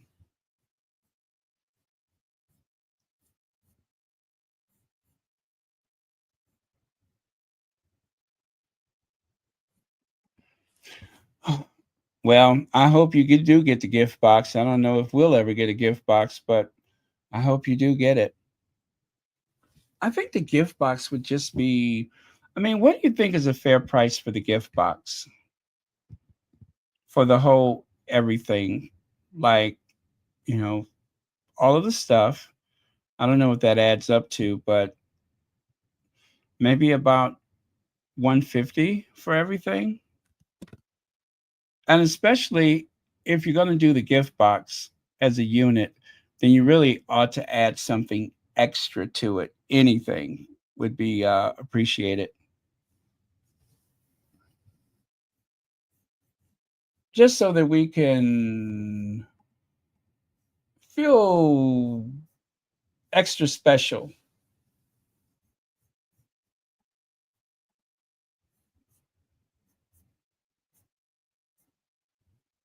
Now, who is Kristen? I still don't know who this Kristen person is. It says Royally Chris Inc. Royally Chris Inc. I guess I could look it up, huh?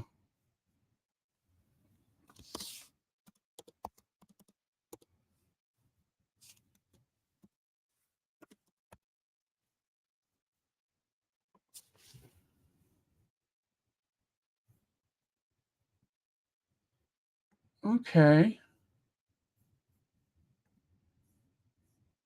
Senior editor, royal and celebrity at Marie Claire magazine, author of House Full of Windsor and Legacy of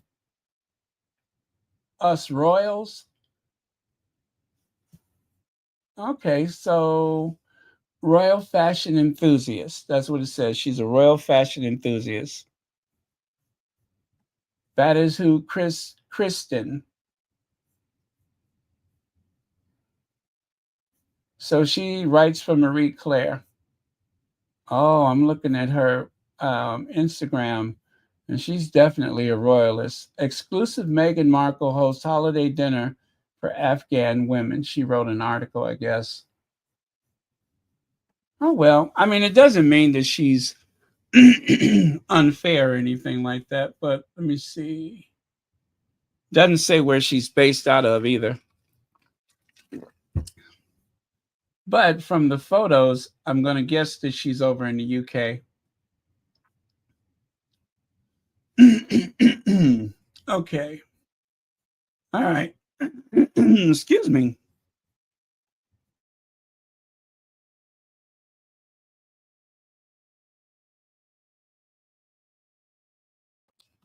All right. So I established who she is. Let me see if there's anybody else.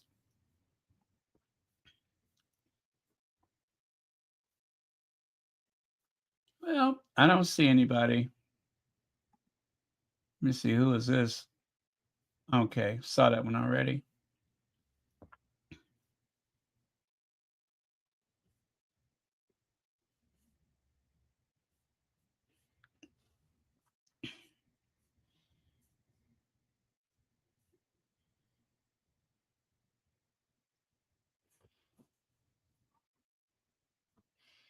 Oh, okay. So let's say 150 would be a fair price. Everything if you buy for 50, shipping is okay. Everything over 50, shipping is free. All right. I had to pay shipping because I only got the 2 boxes, the cookies and the crepes. So mine came out to like $30. So I had to pay shipping.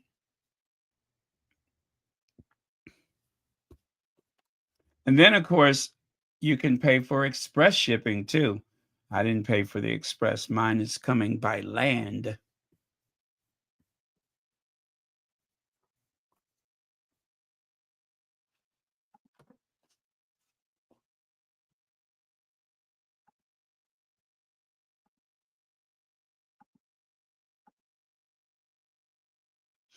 Still, I'm going to be excited to get it. I'm going to be excited. I just, as corny as it sounds, I like feeling connected to the Sussexes any way I can.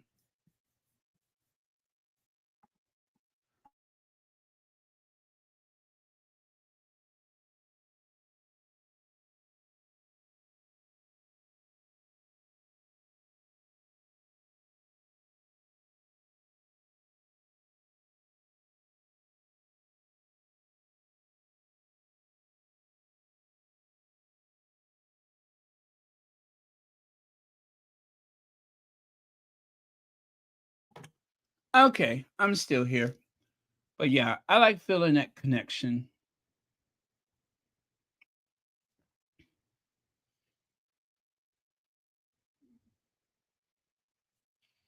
I don't really fan out for many people, you know. I um I don't ever really feel that strong of a connection to anybody famous or whatever, but I do have some exceptions, and Harry and Meghan is definitely one of those exceptions.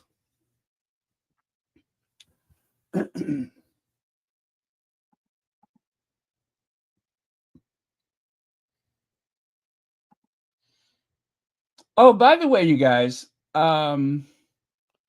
E Holmes. Do you know why she calls herself E Holmes? Does anybody know why she refers to herself as E Holmes? And let me just remind you, the answer is not that complicated.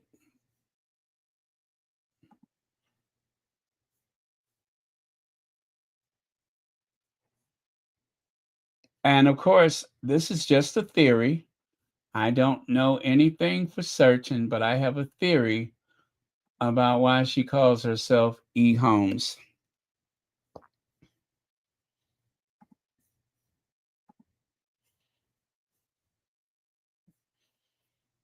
Hmm.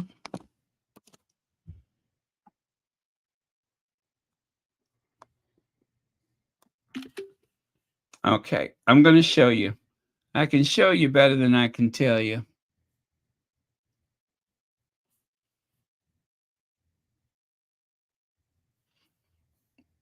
Gender neutral?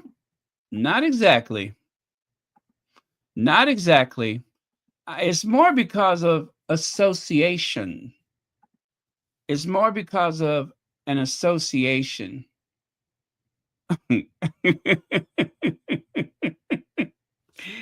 It is because of association. That is why.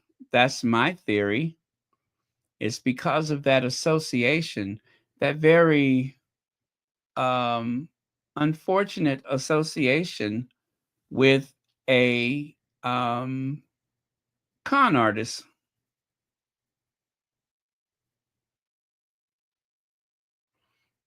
You know, Rory, I hear that a lot. Do you know how many times I've had somebody say, you know what? I fell asleep, and when I woke up, you were still here. I have seen that a lot. And not always while I'm on social media. I've had that happen after a night out. You know what? I fell asleep and I woke up and you're still. Do you know how many times I've heard that?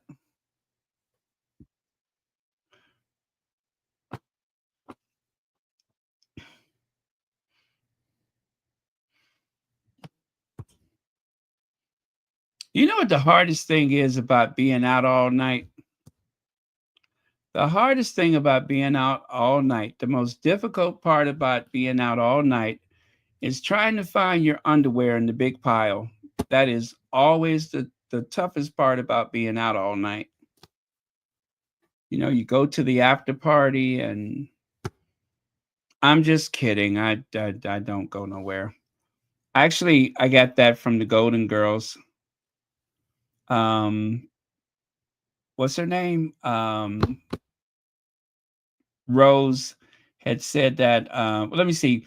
Blanche had said something about, do you know how difficult it is to something like that? And Rose said, finding your underwear in the big pile.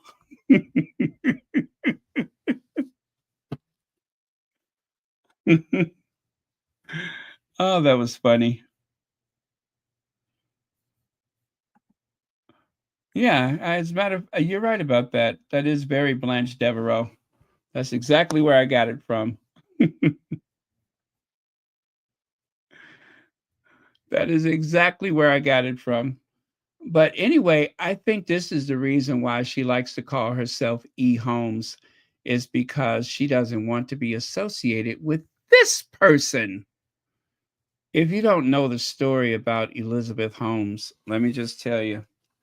I think she's going to be in jail for the rest of her natural born life. She made some very, very big promises that she could not keep. And so, for that reason, they locked her up. She was born February 3rd, 1984, an American biotechnology entrepreneur who was convicted of fraud in connection with her blood testing company, Theranos.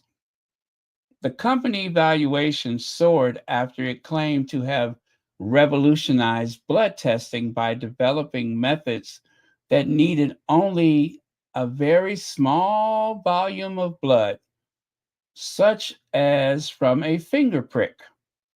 And in 2015, Forbes had named Holmes the youngest, wealthiest self made female billionaire in the United States history on the basis of a $9 billion valuation of her company. In the following year, as revelations of fraud about Theranos claims began to surface, Forbes revised its estimate of Holmes' net worth to zero. The Fortune and Fortune magazine named her its feature article in the world's 19 most disappointing leaders. So when you consider something like that, no wonder she just calls herself E. Holmes.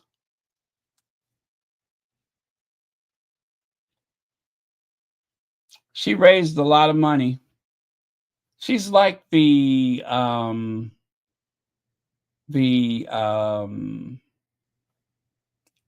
Musk of whatever that technology of medical technology.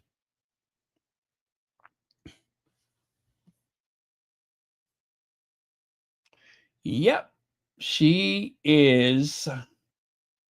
You know what? She looks like that nurse in the UK, the one that they, you know which one I'm talking about? The nurse that's in jail. She looks like that nurse in the UK.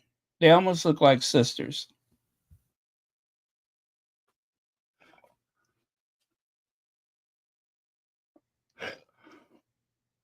Mm.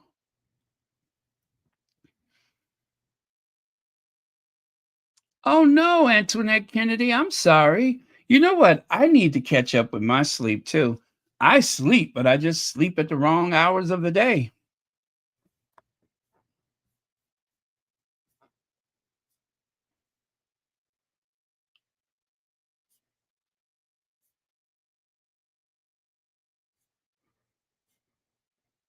Oh, Vaughn, I don't know if but thank you again for the super chat.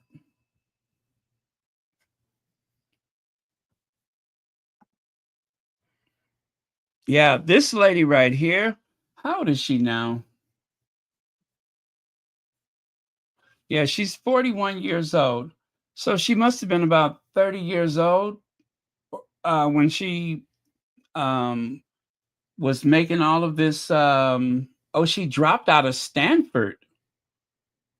She dropped out of Stanford University. I mean, not that that's, you know, but still.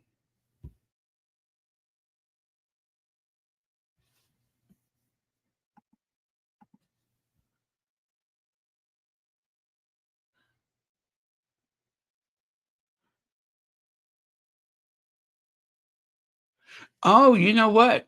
She is related to Fleischmann's. Remember Fleischmann's margarine, Fleischmann's yeast company? She is related to Charles Louis Fleischmann. Isn't that something? She is the third granddaughter of Louis Fleischmann and the great granddaughter, no, great niece of Julius Fleischmann. Okay. Yeah, so she comes from money, I think. She comes from money.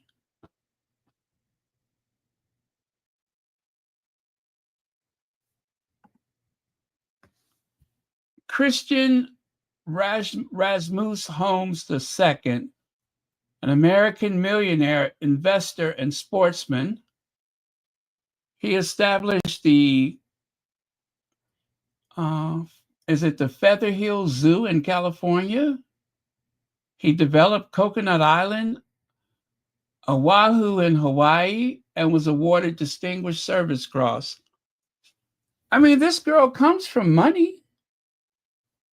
Why in the world is she, you know, perpetuating frauds?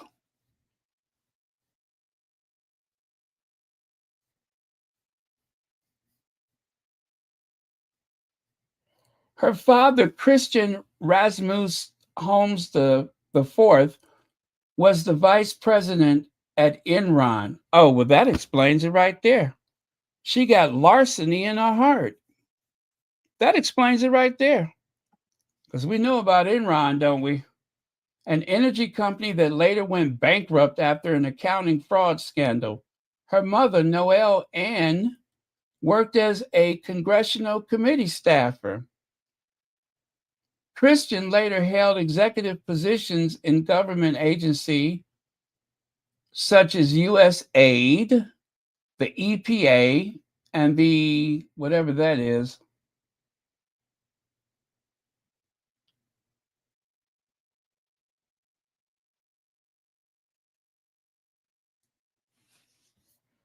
I mean, but seriously though, this girl comes from money. And yet she's out here claiming that I think the way I understand it is that she had come up with some kind of technology that one drop of blood could tell you everything that's wrong with you. It could tell you every single thing. That's why I say she's like Elon Musk with his self-driving car. That ain't ever gonna happen. Not for Tesla. But Elon Musk has made a lot of promises that he has not kept. And he also lied about a lot of things. So she is literally related to Fleischman and daughter of an Enron executive, and she's out here perpetuating frauds. That is crazy.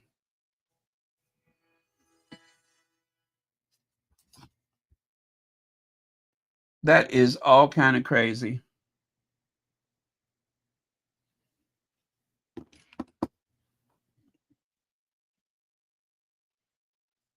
Yeah, greedy, very greedy. And it's no different from President Trump. Do you know they say if Donald Trump had taken all the money that they said he defrauded his family, that money was supposed to be inherited by other members of the family, and he got the lion's share of it somehow. But anyway, they said his father was not, altogether there before he died, Fred Trump. But, that's what's been alleged. If he had taken all that money and just put it into a good financial portfolio, he would have probably twice as much money as he ever pretended to have. But because he's a flim-flammer, he chose to do it the other way by using fraudulent acts over and over again. The point is, he's not the businessman that he pretends to be. He's a flim-flammer. Okay, you guys, I'm going to go. Thank you so much. I have enjoyed our conversation tonight. Thank you for staying over. Hey, Church Nelly. Hey, Church Nelly. How are you? Hope you're well. Haven't talked to you in about a couple days, so thanks for stopping by.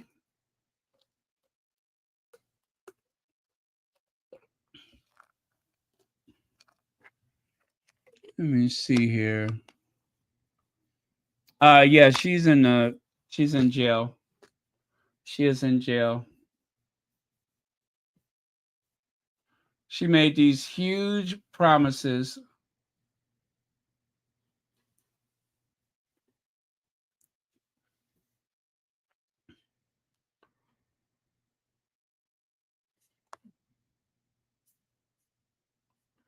The United States versus Elizabeth A. Holmes.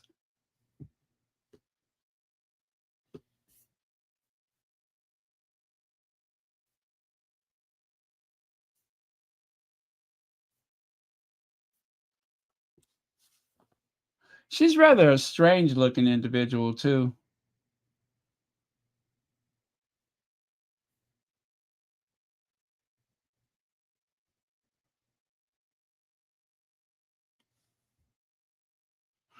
One of the odd things that she did was she would speak with this very deep voice. For a woman, she spoke with such a deep voice as though she was projecting some kind of character. It says here, Holmes admired Apple founder Steve Jobs and deliberately copied his style, frequently dressing in black turtleneck sweaters as Jobs did.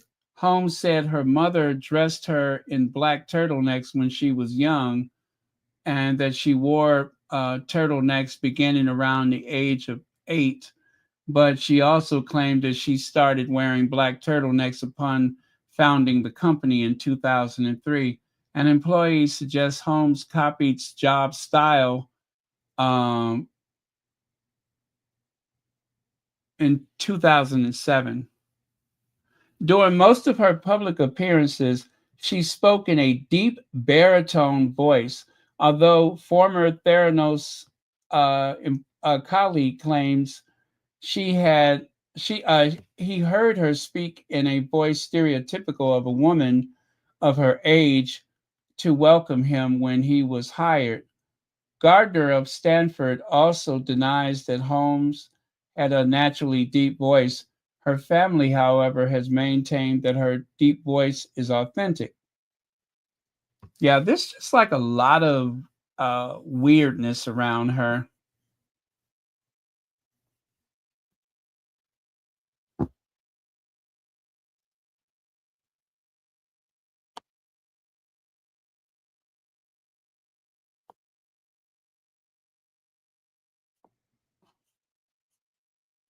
Let me see. I'm trying to figure out where it mentions her incarceration. Oh, convicted on 3 counts of conspiracy to commit wire fraud. And okay, criminal 11 and 11. Looks like she's going to be in prison for 11 years. I don't think that's enough.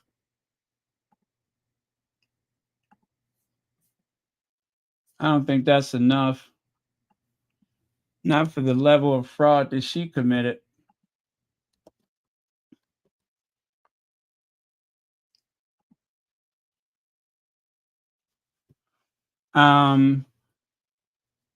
With potential release date of 2032.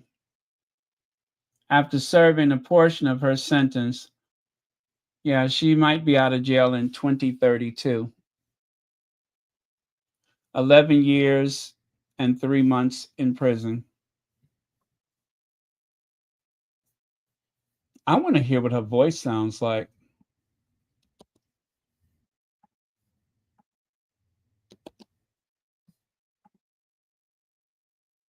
That's got to be freaky to listen to.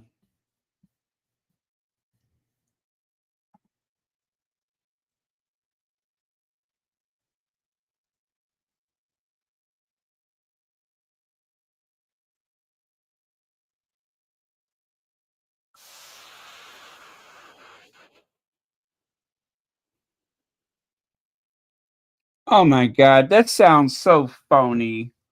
That sounds so phony. You got to hear this. You have got to hear this. Hey, Connie Bomber, did I ever play? Oh, I did play that video you wanted to see.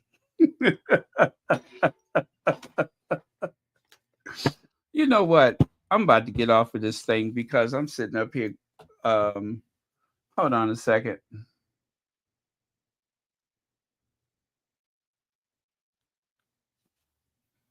Okay, you got to hear this voice.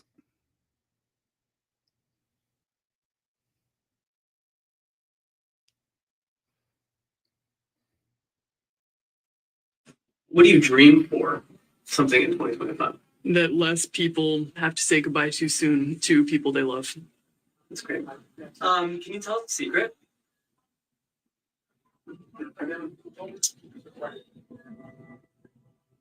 I don't have many secrets. What do you dream will be true by 2025? Isn't that something? Do you hear that phony voice? Do you hear that phony voice?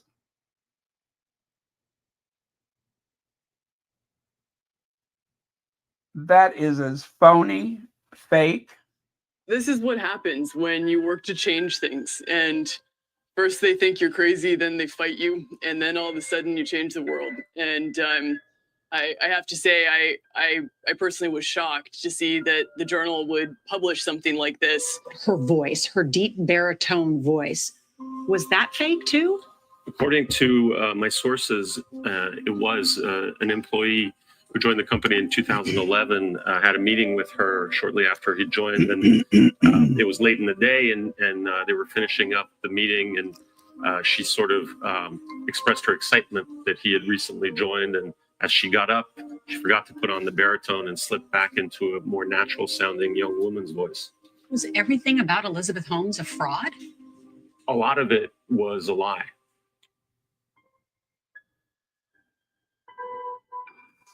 Ain't that something? No, it hasn't. Well, if I use traditional words to describe what we're doing, it's hard because people then associate it with conventional processes for analyzing drugs in development or whatever aspects we may be applying our technology to. But no, it hasn't. Well, if I use traditional words. Yeah, there you go.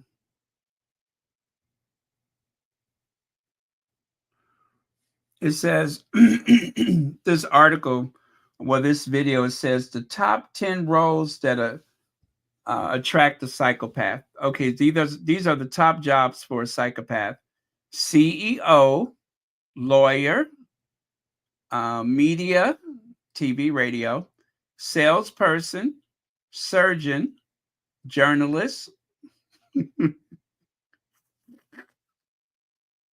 Well, that takes care of the other Elizabeth. Police officer, clergy person, chef, and civil servant. Those are the 10 most popular positions of a psychopath. And what is it that E. Holmes does for a living? Huh? What does E. Holmes do for a living?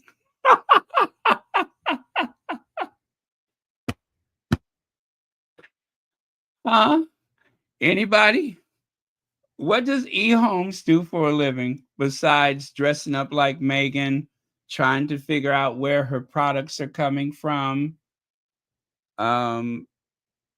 speaking against her, a pregnant woman? What else does she do? She's a journalist.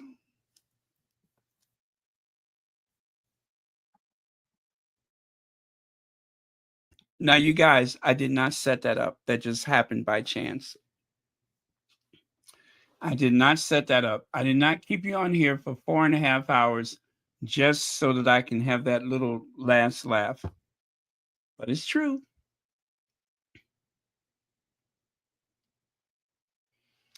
Okay, so let's call it. That's it. I will see you all later. Or as Elizabeth Holmes would say, I will see you all later. Thank you. Thank you for watching Royal Sussex. I will see you all. I will see you all later. Thank you for watching Royal Sussex. Thank you to the moderators. Thank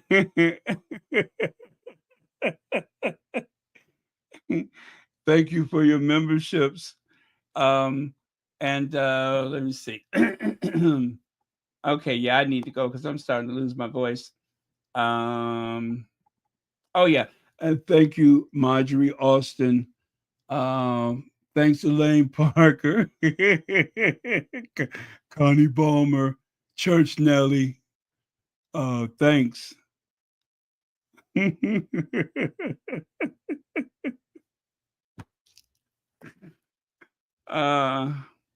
Well, that one picture looked like she got a little bit of a chicken neck, but she's just trying to look like Steve Jobs. What a weirdo. What a weirdo. Maybe she is a sociopath. Both of them. But maybe she is a sociopath. Yes, a lovely day, lovely day, lovely day, lovely day, lovely day, lovely day, lovely day, a lovely day.